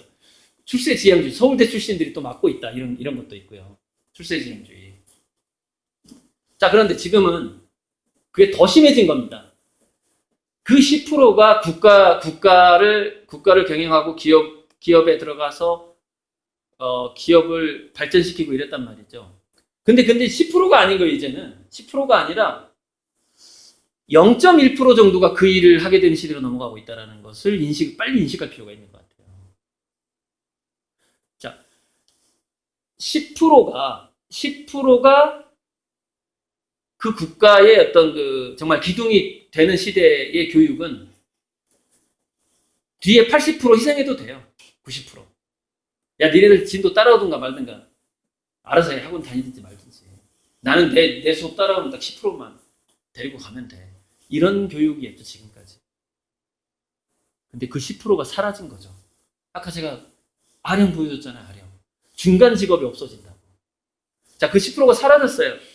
10%가 0.1%가 되는 시대가 오고 있어요. 그럼 뭐야? 내가 교실에서 그 환상을 깨야 되는 거죠. 내 수업이 이 교실에 있는 10%한테 유용할 것이라는 환상을 깨야 되는 시대가 와버렸다는 것이죠. 1000명 중에 1명한테만 유용할 거라고 생각을 해야 된다는 것이죠. 학교 교육이. 그러면 우리가 이렇게, 그러니까 뭐냐면요, 초점이 사라진 거예요. 교육에 있어서. 지금 현재 공교육의 문제가. 내가 열심히 그 10%, 과거에 내가 공부했을 때, 내가 교대를 가서 교사가 됐던 시절에 그 교실을 생각하면 안 된다는 거예요, 지금은. 그 포커싱이 없는 거예요, 그거는. 지금은 왜 다양성의 시대냐면은, 내가 교육을 해봐야 여기 학교 학생이 1000명이 안 되죠. 정말 그런 미래가 올 수 있다는 거예요. 여기 전체 학생이, 그러니까 전체 교사들이 지금 커리큘럼대로 교육을 했는데 세상에 1000명 중에 1명만 혜택을 받나요? 나머지는 어떤 일이 벌어질까요? 엄마, 그때 왜 나를 교실에 앉아있게 했어? 999명이. 그 시간에 차라리 나 드론이나 날리게 하던지 암벽 등반이라도 시키던지 하지 왜 나를 그때 교실에 앉아있게 했냐 이거야. 이렇게 원망하는 999명이 생길 거라는 것을 지금 생각을 해봐야 돼요. 지금 공교육의 과제인데, 근데 그럼에도 불구하고 좀 골치 아픈 문제가 있어요. 뭐냐, 아까 이제 교장 선생님한테 했던 얘기 좀 약간 다른 얘기를 했거든요. 뭐냐면은, 그래, 곧 사라질 거야. 자, 수학 교육도 사라지고, 국어 지금 우리가 하는 특히 공대에서 가르치는 것들, 금방 사라질 것들이야. 주산 가르쳐봐야 조금 있으면은 전자계산기가 나올 거고, 전자계산기 해봐야 이제 우리가 말만 하면은 풀어주는 그 AI 스피커가 나올 거고, 그 다음에 또 나올 거야. 딱 하는데, 그러면 바둑을 알파고가 이세돌을 이겼다고 바둑의 그럼 효용 가치가 없느냐? 두뇌에 대한 가치가 있잖아요. 창의력, 두뇌 능력을 올려주는 가치가 있잖아요. 그죠?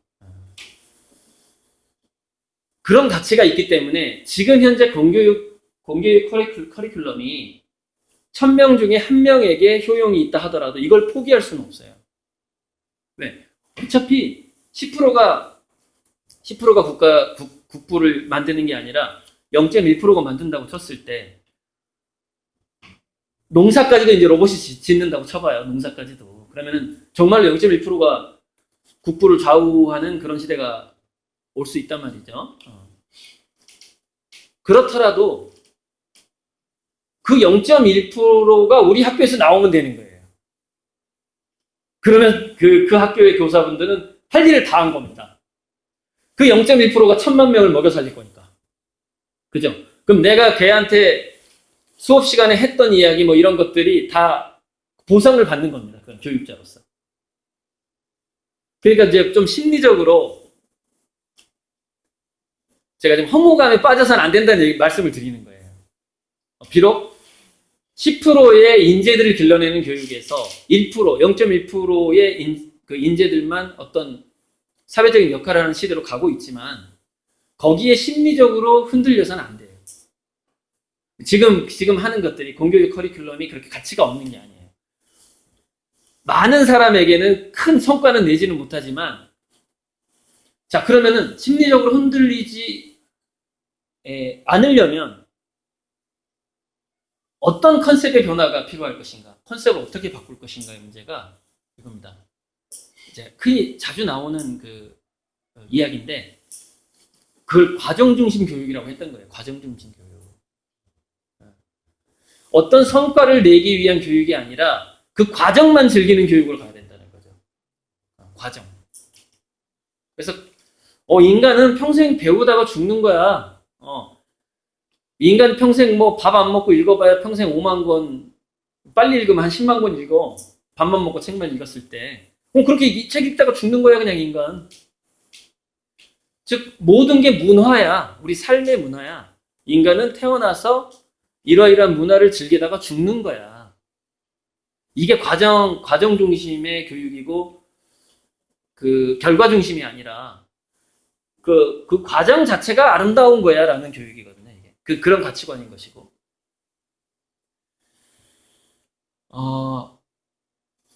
자, 그런데, 보세요.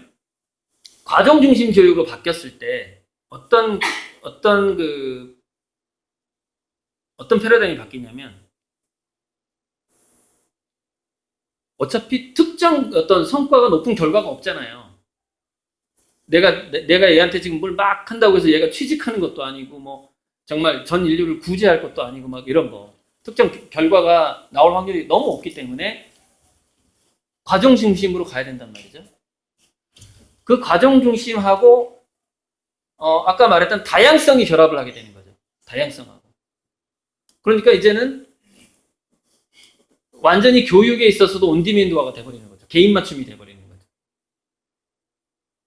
그러니까 뭐 쉬는 시간도 자율화가 되고 공부 시간도 모든 게 자율화가 되기 때문에 그리고 또 하나는 과정 중심으로 갔을 때 결과 중심으로 갔을 때는 우리 인간 사회에서 어떤 유행어가 있었냐면 인내는 쓰고 열매는 달다라는 유행어가 있었어요, 과거에. 근데 그 유행어가 왜 있었냐면은 열매가 진짜 달았기 때문이에요. 성과가 있었기 때문에. 참고서 구구쌤, 구구단을 외우고 영어 단어를 외우고 막 했을 때 인내는 썼어요. 그런데 그렇게 해서 좋은 대학을 가고 하면 이렇게 공무원도 될 수 있었고 열매가 달았기 때문에. 근데 이제 그 단어가 이제 사라지게 되는 거죠. 이렇게 된다는 거 아닙니까? 그 박명수 명언처럼, 뭐 늦었다고 생각할 때가 늦은 거다, 뭐 이런 명언처럼 많이 바뀌어 가는 거예요. 인내가 쓰면 열매가 쓰다예요. 그렇게 바뀌어버린 겁니다. 인내가 쓰면 열매도 쓰다. 근데 이게요, 실제로 나타납니다. 그게. 거기에 관한 PPT도 있는데 찾는 데 시간이 걸리니까 일단 원래 제가 노트북을 놓고 해야 되는데 안 찾고 그냥 할게요. 무슨 얘기냐면 과정을 즐길 줄 아는 법을 못 배운 노인들 있죠. 더 일찍 병이 들고 더 오랫동안 그 병을 앓게 되고 이 병원 입원 기간이 굉장히 길어요. 굉장히 길어요. 근데 그 노인들이 그 나이 드신 분들이 청소년기하고 어떻게 보냈나 그랬더니 인내가 썼던 거야. 인내가 썼어. 근데 말년이 써. 말년이 아프면서 생을 마감을 해야 돼. 근데 그게 이제 예체능 교육을 어렸을 때 그 학교 교육 자체가 과정 중심으로 즐겁게 즐기는 방법, 문화로서 즐기는 방법으로 그 사람이 청소년기까지 보냈는가 아니면은 인내하면서 보냈는가가 그 말년에 중년에 암에 빨리 걸리느냐 아니면 몇 년 동안 말년에 병원에서 누워 있어야 하느냐하고 밀접한 관계가 있습니다. 제가 그 관계를 파악하고 나서 쓴 책이 두뇌 사용 설명서라는 책이에요. 그래서 두뇌 사용 설명서라는 책을 읽어보면은 어떻게 교실에서 심혈관 질환하고 암의 텃밭을 키우게 되는가 하는 것에 대한 그 이야기를 좀 의학적으로는 다루지 않았지만 나름 그런 취지로 그 책을 쓰게 된 거예요. 그게 이제 그 호르몬 때문에 그런데 교실에서 내가 이해할 수 없는 내가 따라갈 수도 없고 이해할 수도 없는 내용을 교사가 앞에서 설명을 하고 있는데 그것을 이해하는 척 연기를 하면서 자서도 안 되고 그걸 쳐다봐야 되거든요. 그때 신체에서 코르티솔이라는 스트레스를 참아내야만 하는 호르몬이 굉장히 많이 나오게 돼요. 근데 코르티솔이 당뇨하고 암을 만드는 그게 과다해지면 중년 이후에 당뇨하고 암을 만들어요. 코르티솔이.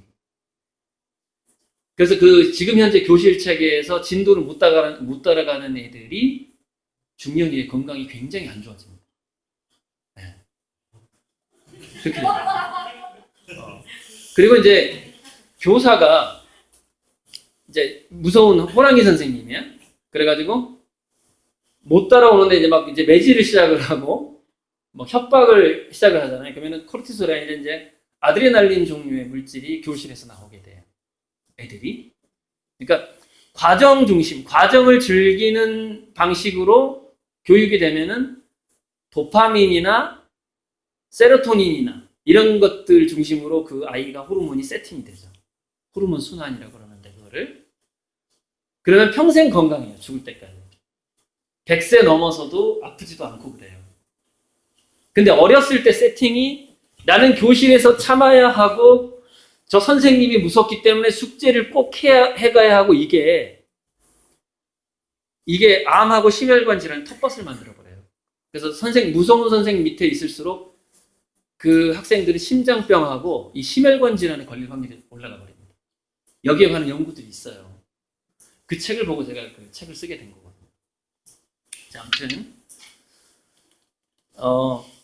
그래서 한번 잘 지금 어떤 교육 패러다임의 변화를 한번 잘 생각을 해보시고 어떻게 하면은 교육청의 두 가지 목적을 다 달성해야 돼요. 어떻게 하면 우리 학교에서 1000만 명을 먹여 살릴 수 있는 천재가 나올 수 있도록 우리가 우리 학교를 세팅할 것이냐. 그렇게 생각한다면 모든 교육 과정에 의미가 있을 수 있습니다. 그런 천재 우리 학교에서 나올 수 있어. 라고 생각을 해줘야 되고, 또 한 거는 인내가 쓰면 열매가 쓰다라는 것을 정말로 교사분들이 지금 빨리 이거를 깨달아야 돼요. 그래서 교실에서 불행한 애가 있으면 안 돼요. 단 한순간도. 교실에서 선생님한테 말하기가 무서워서 오줌을 참는 애가 있으면 안 되거든요. 그런 게 좀 되게 좀 자유로운, 그러면 어떻게 관리를 하냐 막 이러는데 이런 얘기 하면 그 관리하는 부장 선생님들한테 하고 막 저랑 이게 질의응답하는 유튜브 영상도 있어요. 학교에 가서 막 교사들한테 많이 공격당해요, 제가. 이런 얘기하면. 몇 년 전부터. 관리를 하면 안 되는 거죠. 관리라는 용어가 그러니까 그 교사의 머릿속에서는 아직 뭐가 들어가 있죠? 관리라는 용어가 들어가 있잖아요. 관리. 얘들을 관리해야 된다는 거예요. 여기가 교도소도 아니고 고아원도 아닌데 얘들을 관리해야 된다는 거예요. 그게 아니라 지금은 완전히 뭐냐면 같이 놀아주는 놀이 리더로 바뀌어야 되거든요. 교사가. 그 과정, 이게 전부 유희해야 되는 거죠. 이게. 왜 인내가 달아야지 결과도 열매도 다니까. 다는 시대로 가니까. 그리고 아까 말했다시피 일자리 시대가 아니라 놀자리 경제 시대로 가니까. 여기서 애들이 교실 안에서 또는 학교 주변에서 학교하고 선생님만 생각하면 되게 좀 즐거워져야 되는 상황이 되는 거죠.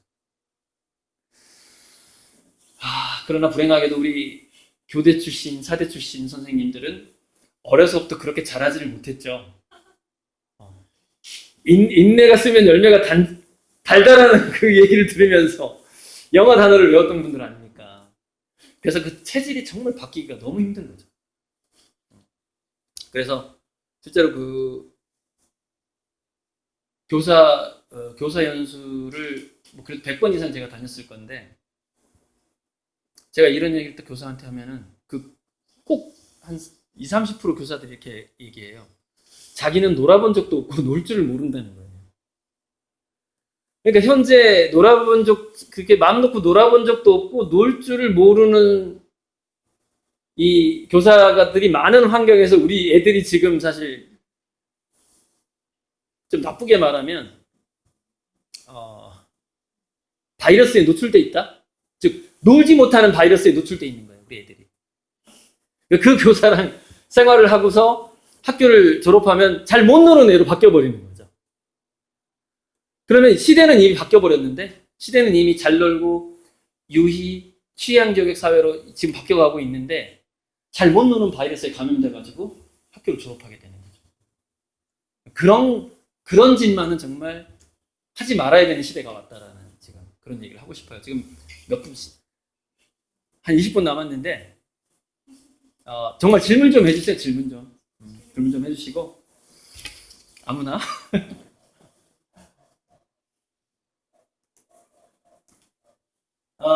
이것도 한번 읽어보세요. 한번 열어놓을 테니까요. 읽기만 해도 아마 도움이 좀 될 만한 내용입니다. 선생님 질문 좀 해주세요. 네, 혹시 질문 계신 분 마이크 드리겠습니다. 안 계신 분? 고리대 선생님 강의 정말 잘 들었습니다. 책도 읽었는데요. 예.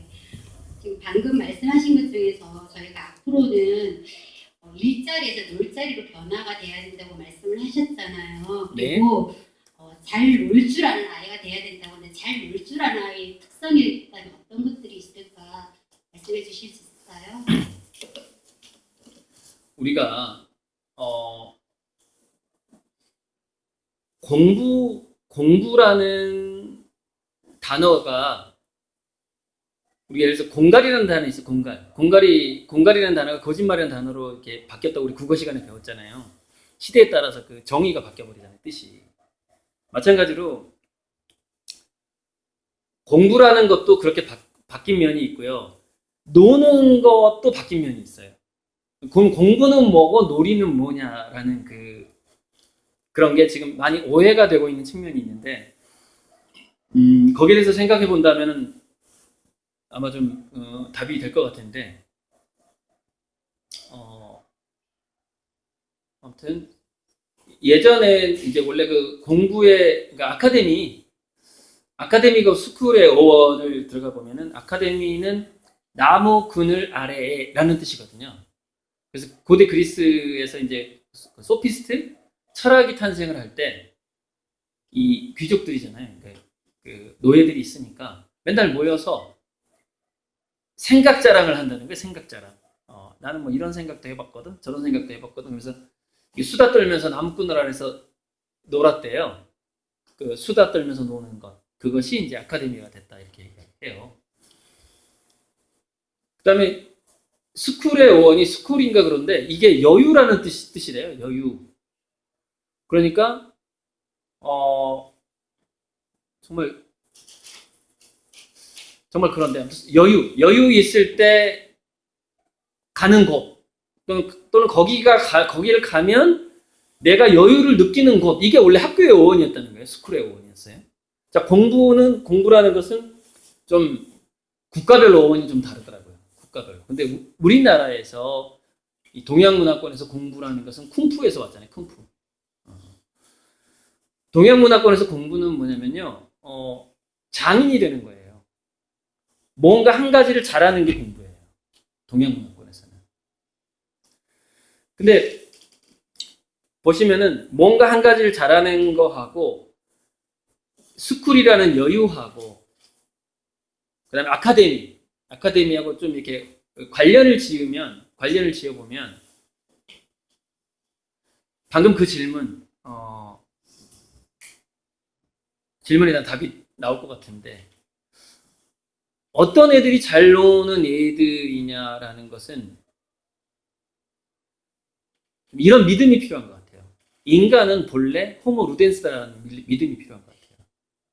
원래 모든 인간은 본능이 노는 거예요. 그러니까 놀 줄 모르는 인간은 없다라고 생각하는 게 맞는 것 같고요. 근데 단지 우리가 왜 너무 놀이에 노는 것을 뭐 게임이라던가 또는 뭐 코미디 뭐 이런 쪽으로 생각을 하다 보니까 더 잘 노는 애가 있고 더 못 노는 애가 있다, 이렇게 좀 고정관념이 생긴 것 같은데, 인간은 아카데미, 나무꾼을 의미하는 건 뭐냐면은 쾌적한 환경을 의미하거든요. 즉 쾌적한 공간을 그냥 주는 거예요. 그 어떤 학생이나 인간에게. 그런 다음에 그 공간에서 여유를 주는 거예요. 스쿨. 자, 아카데미를 준 다음에 여유를 주는 거예요. 스쿨을 주는 거예요. 그러면 걔는 저절로 거기서 뭔가를 공부한다는 거예요. 뭔가 지 마음에 드는 행동, 왜? 인간은 심심한 걸 못 견디고, 물론 100%가 다 그런다는 얘기는 아니고, 그 중에서 누워서 잠자는 거, 그럼 걔는 꿈이라도 꾸겠죠. 잠자면서 매 계속 꿈꿔가지고 그거 꿈꾼 거 친구한테 얘기하면 그 친구가 AI가 그거 받았으면 또 소설이 되고 이러겠죠. 아무튼 인간은 쾌적한 공간과 여유 시간을 주면 반드시 뭔가를 한다. 반드시. 그래서 아무튼 그 공교육의 입장하고 바로 그 뭔가 공간과 여유만은 줘도 된다라는 그 믿음, 그 믿음하고 좀 결합돼야 될 것 같다는 생각이 들어요. 지금 그 질문에 대한 정확한 대답은 좀 아닌데, 인간은 본래 호모 루덴스다라는 믿음이 필요하다 라는 말로 좀 대답하고 싶어요. 저는. 그러니까 뭐가 잘 노는가는 개별적으로 그 기준이 다르다. 아까 바이킹 안 타고 책 읽는 것이 노는 거라고 생각하는 애가 실제로 있었어요. 우리 아내 사촌 동생이 절대 안 놀고 책만 보는 애가 있었는데 정말 공부는 잘했어요.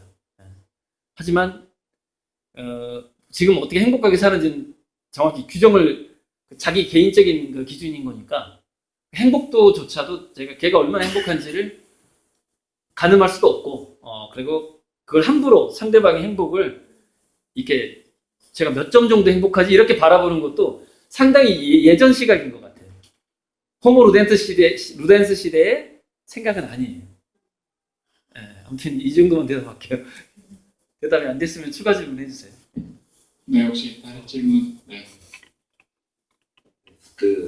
선생님 강의 너무 보면서 이제 아예 점점 99.9%가 이제 일자리가 없어지고 노는 시대로 간다. 그리고 놀이가 이제 인간 삶에 있어서 아주 중요하다는 보면 되게 감명 깊게 잘 들었습니다. 저도 100% 공감을 해요. 네. 그래서 이제 궁금한 게 이제 선생님 책에서 이제 비유가 하나 있었어요. 한 달 내내 일해서 월급을 받아서 이제 그 기회를 그날 밤에 클럽에 가서 돈을 뿌려서 탕진하는 거는 천박한 놀이다. 놀이답지 않은 변질된 놀이다. 라고 말씀을 하셨는데 어차피 그 놀이라는 게 우열을 가질 수 없는 그거라면 가질 수 없다는 방금 말씀이랑 그 놀이는 천박하다는 놀이다라고 말씀하신 게 앞뒤가 좀 안 맞게 느껴지거든요. 그래서 선생님이 생각하는 놀이란 정확히 어떤 가치를 창출하지 않아도 되는 게 놀이인 건데 맞습니다. 그러면 그것을 천박한 놀이로 클럽 가서 돈 쓰는 걸 천박한 놀이로 규정할 수 있는가? 그다음에 아프리카 사냥터 가서 돈 내고 사냥하는 그 놀이를 진짜 저속한 놀이로 분류할 수 있는가? 그거를 저는 의문이 됩니다. 거기에 대해서 아마 선생님 생각을 알고 싶은. 제가 굉장한 그 책을 쓰면서 오류를 저지른 것 같은데 어쩌면 그 천박성을 클럽에서 노는 거에 초점을 맞춘 게 아니라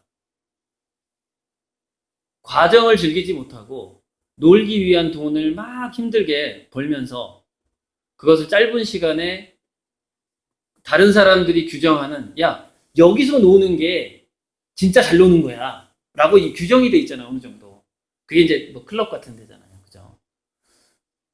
음주 가무 하는 곳. 그러니까 거기서 놀기 위해서 자기 과정을 즐기지 못하고 참으면서 돈 버는 것, 이 과정을 제가 천박하다고 얘기했던 것 같아요. 지금 내가 판단해 보면. 다시 한번 그 맥락을 한번 읽어보실 필요가 있을 것 같아요. 그러면 만약 나는 그걸 위해서 그 과정을 돈을 클럽에서 하룻밤 팍 쓰기 위한 돈을 버는 것 자체를 즐길 수 있는 사람이라면 문제가 안 된다는 건가요? 그렇죠. 그 정도의 그 여유가 있다는, 그게 약간 모순적이라는 거죠. 그러니까 지금 현재 제가 결과 중심이 아니라 과정 중심으로 가는 게 훨씬 좋은 건데, 그게 스트레스를 푸는 방식으로 놀게 되면은 좀 많은 문제가 발생을 해요. 그래서 이제 거기서 이제 뭐 송이롱이라든가 이런 것도 노예놀이 같은 거 있잖아요. 이게 지금 녹화가 좀 그런데 그런 문화로 그게 가버리거든요. 자기가 그러니까 예를 들자면 예전에 어떤 검사가 바바리맨 한 명 있었잖아요. 그게 이제 뇌과학적으로 우리가 꿈이 있을 때 조벽 교수가 가끔 하는 얘기가 있죠. 진짜 자기 가슴 속에서 나오는 꿈이냐, 아니면은 주변 사람, 선생님이나 부모한테 전수받은 꿈이냐, 이게 세뇌받은 꿈이냐 라는 게 있었는데, 많이 배운 사람의 일탈 그러니까 그 일탈이라는 게요, 서로 이렇게 클럽이든 어디든 간에 서로 합의하에 즐기면 일탈이 아니거든요. 근데 뭘 일탈이라고 하냐면 거기서 폭력이 발생하는 걸 일탈이라고 즉 예전에 뭐 김건모 사건도 마찬가지고, 즉 그 여성분의 의사를 충분히 내가 검증을 안 한 거예요. 그리고서 아마 추측을 한 거잖아요. 그 여자분은 이걸 원할 거야 라고 하면서 내가 행동을 해버리면 그게 폭력이 돼버리거든요. 지금은 이렇게 쳐다보는 것 자체도 폭력으로 규정이 될 정도니까 왜 기분 나쁘게 쳐다보면 나 기분 나쁘게 안 쳐다봤는데 그럼 법정에서 뭐라 그래요? 피해자가 기분 나빴다는 거예요. 그 정말 힘든 시대가 됐는데, 그런 어떤 민감한 시대가 돼버렸는데. 두 번째 질문이 뭐였죠, 참? 두 번째 질문. 요지가? 뭐였죠? 다시. 우리에서 결국 하위 문화. 맞아. 그 대답을 하려고 했다, 참. 제가 대답이 좀 너무 길어서 잠깐 초점을 잃었는데, 그게 수도라고 그러는데 가짜. 그러니까 가짜 놀이에 빠지게 되는 게 가짜 놀이에 빠지게 되는 그 뇌과학적인 그 과정이 있어요. 그게 이제 신경과학자들이 그거를 이제 찾아냈는데, 뭐냐면은 어렸을 때 실수를 인정하지 않는 부모 있죠. 실수나 방황을 인정하지 않는 부모 밑에서 자라게 되면은 가짜 욕망에 빠지게 되는 두뇌로 바뀐다는 거예요. 가짜 욕망. 그러니까 일탈형 욕망에 빠지게 돼요. 지금 그 말씀을 드리면 될 것 같은데, 어떤 게 천박한 거냐에 대해서. 그래서 그 가짜 욕망이 뭐냐면은 약간 그 지킬 박사와 하이드처럼 자아가 놀이하면서 자아를 잃어버리는 거죠. 잃어버리는 거죠. 그때는 자기가 아닌 거예요. 직장 생활에서는 A라는 인물인데 여기 가면 B라는 인물이 되어버리는 거예요. 위치에 따라서 다중인격자처럼 변한 상태거든요. 그게 가짜 욕망에 빠진다는 게. 근데 그게 어떻게 되나 봤더니, 인간은 원래 두뇌 속에서 악해지고자 하는 욕망하고 막 일탈하고 권력욕하고, 거기에 대한 도표도 있는데 찾으려면 오래 걸리니까 그 일탈에 대한 욕망과 그것을 억압하고자 하는 욕망이 두뇌 속에서 계속 충동적으로 이렇게 싸우고 있어요. 그것 때문에 이제 청소년기에 질풍노도의 시기가 오고 막 방황을 하게 되는데, 그때 그것이 어느 정도 허용이 되게 되면은 그러니까 편도체하고 대뇌 그 변형계가 있는데, 거기서 욕망과 감정을 충동지를 만들어내요. 인간의 두뇌가. 그러니까 동물적인 본능이 막 나오는 거예요. 동물적인 본능은요 굉장히 폭력적이에요. 그래서 여러분 보면은 성의 교미를 할 때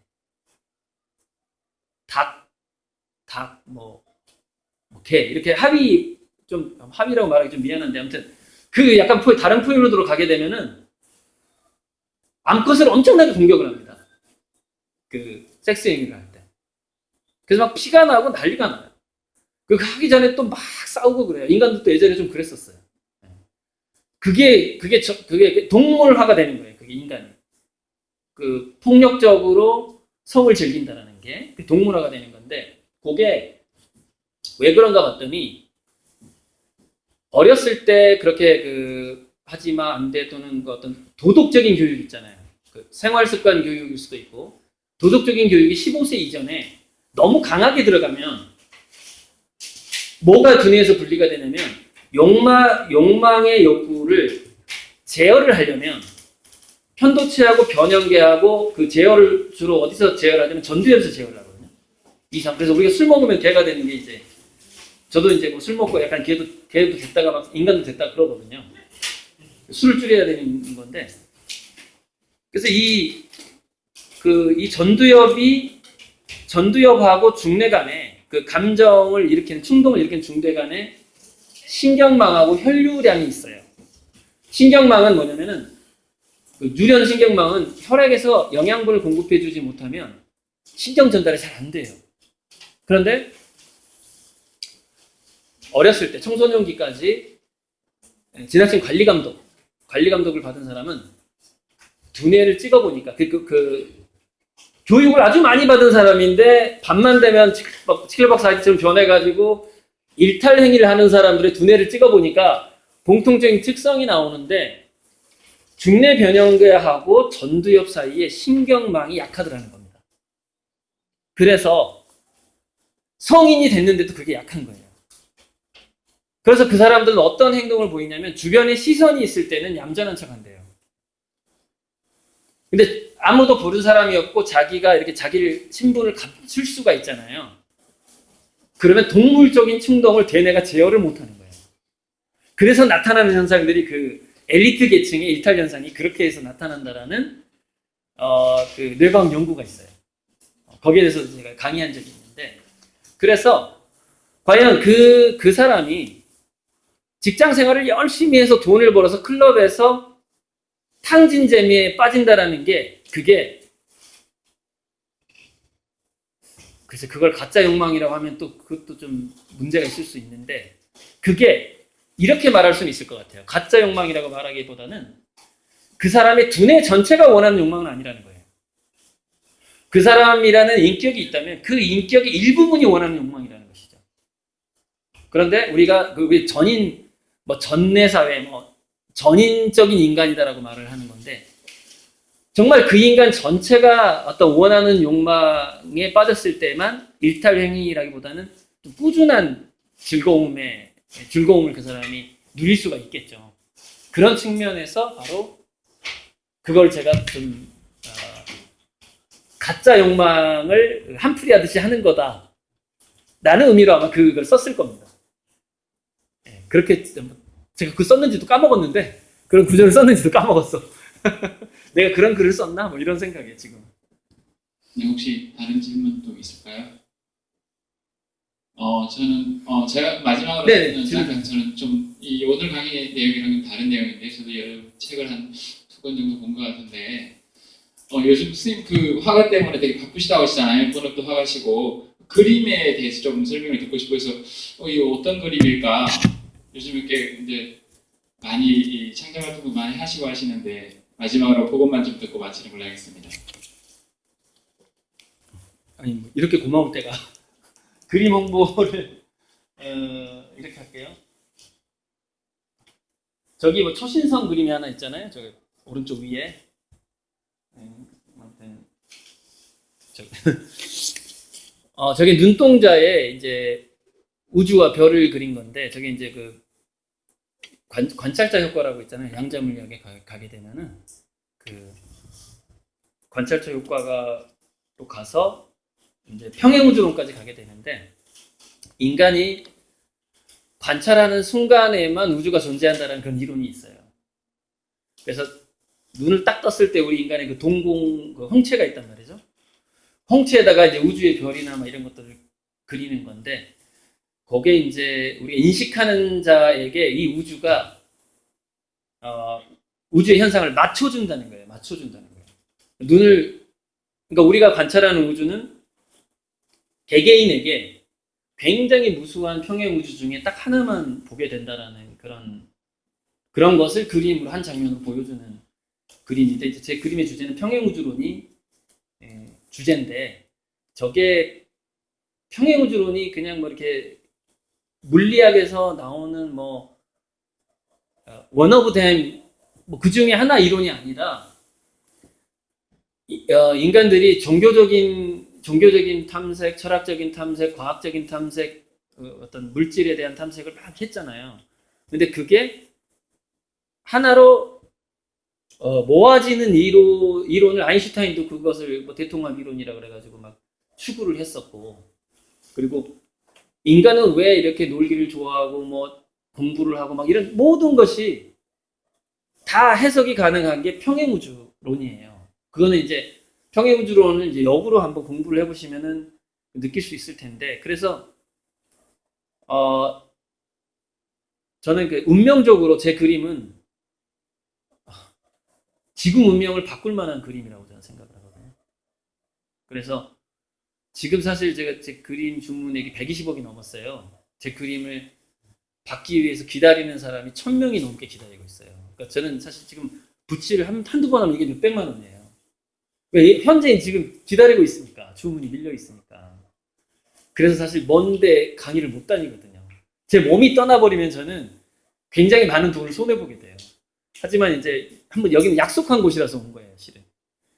이제 멀리는 안 갔는데. 아무튼, 평행우주론을 한 장면으로 그렸다라는 것은 이거는 인공지능이 생명의 역사에서 38억 년 만에 나오듯이 제 그림은 거의 한 10만 년 만에 한번 나올 만한 그림이거든요. 그러니까 이 눈동자의 우주를 그리는 화가가 전 세계적으로는 이제 현재로서는 저밖에 없는 거고 2006년에 가장 먼저 그리기 시작했고 2008년에 발표를 해서 전 세계 미술관에 도록을 보냈거든요. 저작권을 제가 이제 획득을 한 거죠.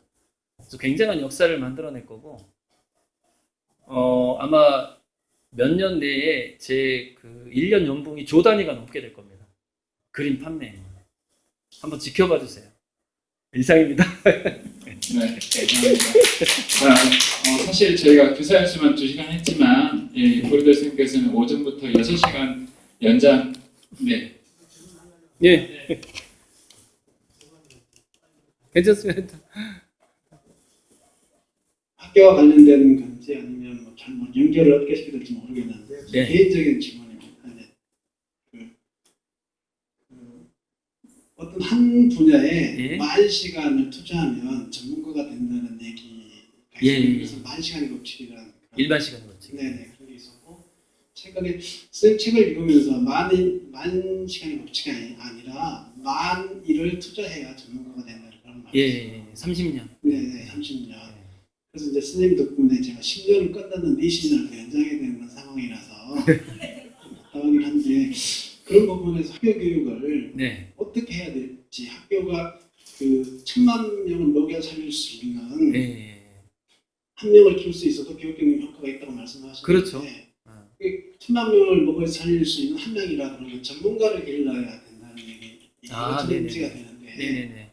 그런 부분에서 학교 교육 방향을 전문가를 기를 수 있는 그런 방향으로 가야 되는지 아니면 아까 말씀하셨던 다양한 경험을 통해서 어떤 그런 교육적인 어떤 상을 만들게 되는지에 대한 그 부분이 궁금하고 왜 이런 질문을 드리냐면은 제가 다양한 경험을 했거든요. 네. 학교 다닐 때 예를 들어 음악 교육과만 하더라도 초등학교 다닐 때부터 음악 교육과를 대학까지 음악 교육에 대해서 음악에 대한 다양한 경험을 했는데 지금도 문제가 뭐냐면 그 엄지박치라고 밖에 볼 수 없는 그런 상황이 자꾸 일어나고 있는 상황이거든요. 그래서 학교에 어디에 포커스를 맞춰야 되는지 그런 교육적인 상황과 제 상황을 좀 네네네네. 말씀해 주시면 어떨까 싶습니다. 네네. 그게요.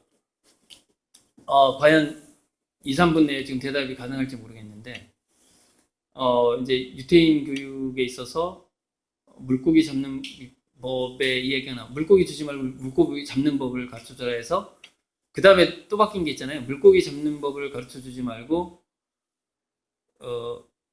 배 한 대를 마련해 줘라. 이런 거에다가, 그다가 마지막에는 한 단계가 또 바뀌더라고요. 바다를 동경하게 하라고 바뀌더라고요. 물고기 잡는 법을 가르쳐 주지 말고 바다를 동경하게 해라. 그러면 바다로 가다 보면은 배고프니까 물고기 잡을 수밖에 없게 되고 지가 물고기 잡는 법을 찾게 되고 막 이런 이야기거든요. 그 이야기가. 근데 여기는 특히 초등학교고 특히 15세 이전에는 이게 어떤 의미 있는 결과라든가 아이를 고수로 만들기 1만 시간 뭐 이런 걸 하기가 정말 힘들어요. 1만 시간 법칙에서 놓친 게 뭐냐면은 사실 그 재능하고 결합돼야 된다라는 게 거기 계속 나오거든요. 그 사람 맞긴 맞는데 근데 그 사람이 사례로 든 거는 실은 재능이 있는 사람만 또 사례로 든 거예요. 마치 그 리딩으로 리디하라 이지성 씨가 수많은 그 책을 읽은 사람들 실패한 사람들 더 많아요. 근데 그 이분학 도서를 읽고 성공한 사람만 사례로 든 거하고 똑같은 거죠. 1만 시간의 법칙도. 재능이 맞아 떨어져야만 그게 가능한 건데. 그래서, 자, 우리가 그 마케팅에서 니즈를 파악하라는 말이 있어요. 시장에 장사를 할 때. 그래서, 그러면 인간에게 정말 정해진 니즈가 있느냐? 물론 있긴 있어요. 인간의 본능이죠. 쾌락 본능이라든가, 뭐, 이렇게 DNA를 전달하고자 하는 본능이라든가, 뭐, 권력욕이라는 게 이게 본능이 있긴 있어요. 그게 니즈예요. 근데 이게 개별 시장으로 딱 가게 되면은요, 이게 니즈를 찾기가 힘들대요. 그래서 니즈는 보통 어떻게 만들어지냐면 마케터가 만든다는 거예요. 그 기업에서 상품을 만든 다음에 니즈를 발명해 버린다는 거예요. 그래서 어떤 그 저자가 한 말이 있죠. 그 세상 사람들은 이 책이 나오기 전에 이 책을 읽고 싶어 했는지를 사람들 독자들은 알 수가 없다. 필요했었는지를. 그다음 스티브 잡스는 어떤 물건이 나오기 전에 그 물건이 꼭 필요하고 좋은 것이라는 걸 사람들은 모른다. 만들어서 보여줘야만 한다. 이런 얘기가 있거든요. 그러니까 지금 학생들 교육에 있어서는요. 열망의 크기만 줘야 되거든요. 즉 얘가 우리가 30년 동안 케어를 할 수가 없어요. 그것은 마치 포탄을 쏘는 거나 우리 부모는 활이고 자녀는 화살이란 말이 있잖아요. 그래서 이게 뭐냐면 화살이 멀리 날아가면 많이 땡겨줘야 되거든요. 근데 이게 땡겨주는 게 그게 하나의 열망인데 갈망이라고 표현하는 게 맞죠. 근데 뇌과학적으로 갈망이라는 것은요. 기본적으로 결핍이 없이는 만들어지는 게 불가능하답니다. 즉 온실 속의 화초에게 열망을 심어줄 수는 없다는 거예요. 그 결핍이라는 게 굉장히 필수 요소인 거죠. 마치 1만 시간의 법칙에 재능이라는 요소가 필요하듯이 우리가 1만일 동안, 만일 동안, 30년 동안 뭔가를 꾸준히 하는 그 열망을 어떻게 심어줄 거냐, 우리 애들한테. 재능이 있는 애한테 끝까지 포기하지 않도록 어떻게 할 것이냐.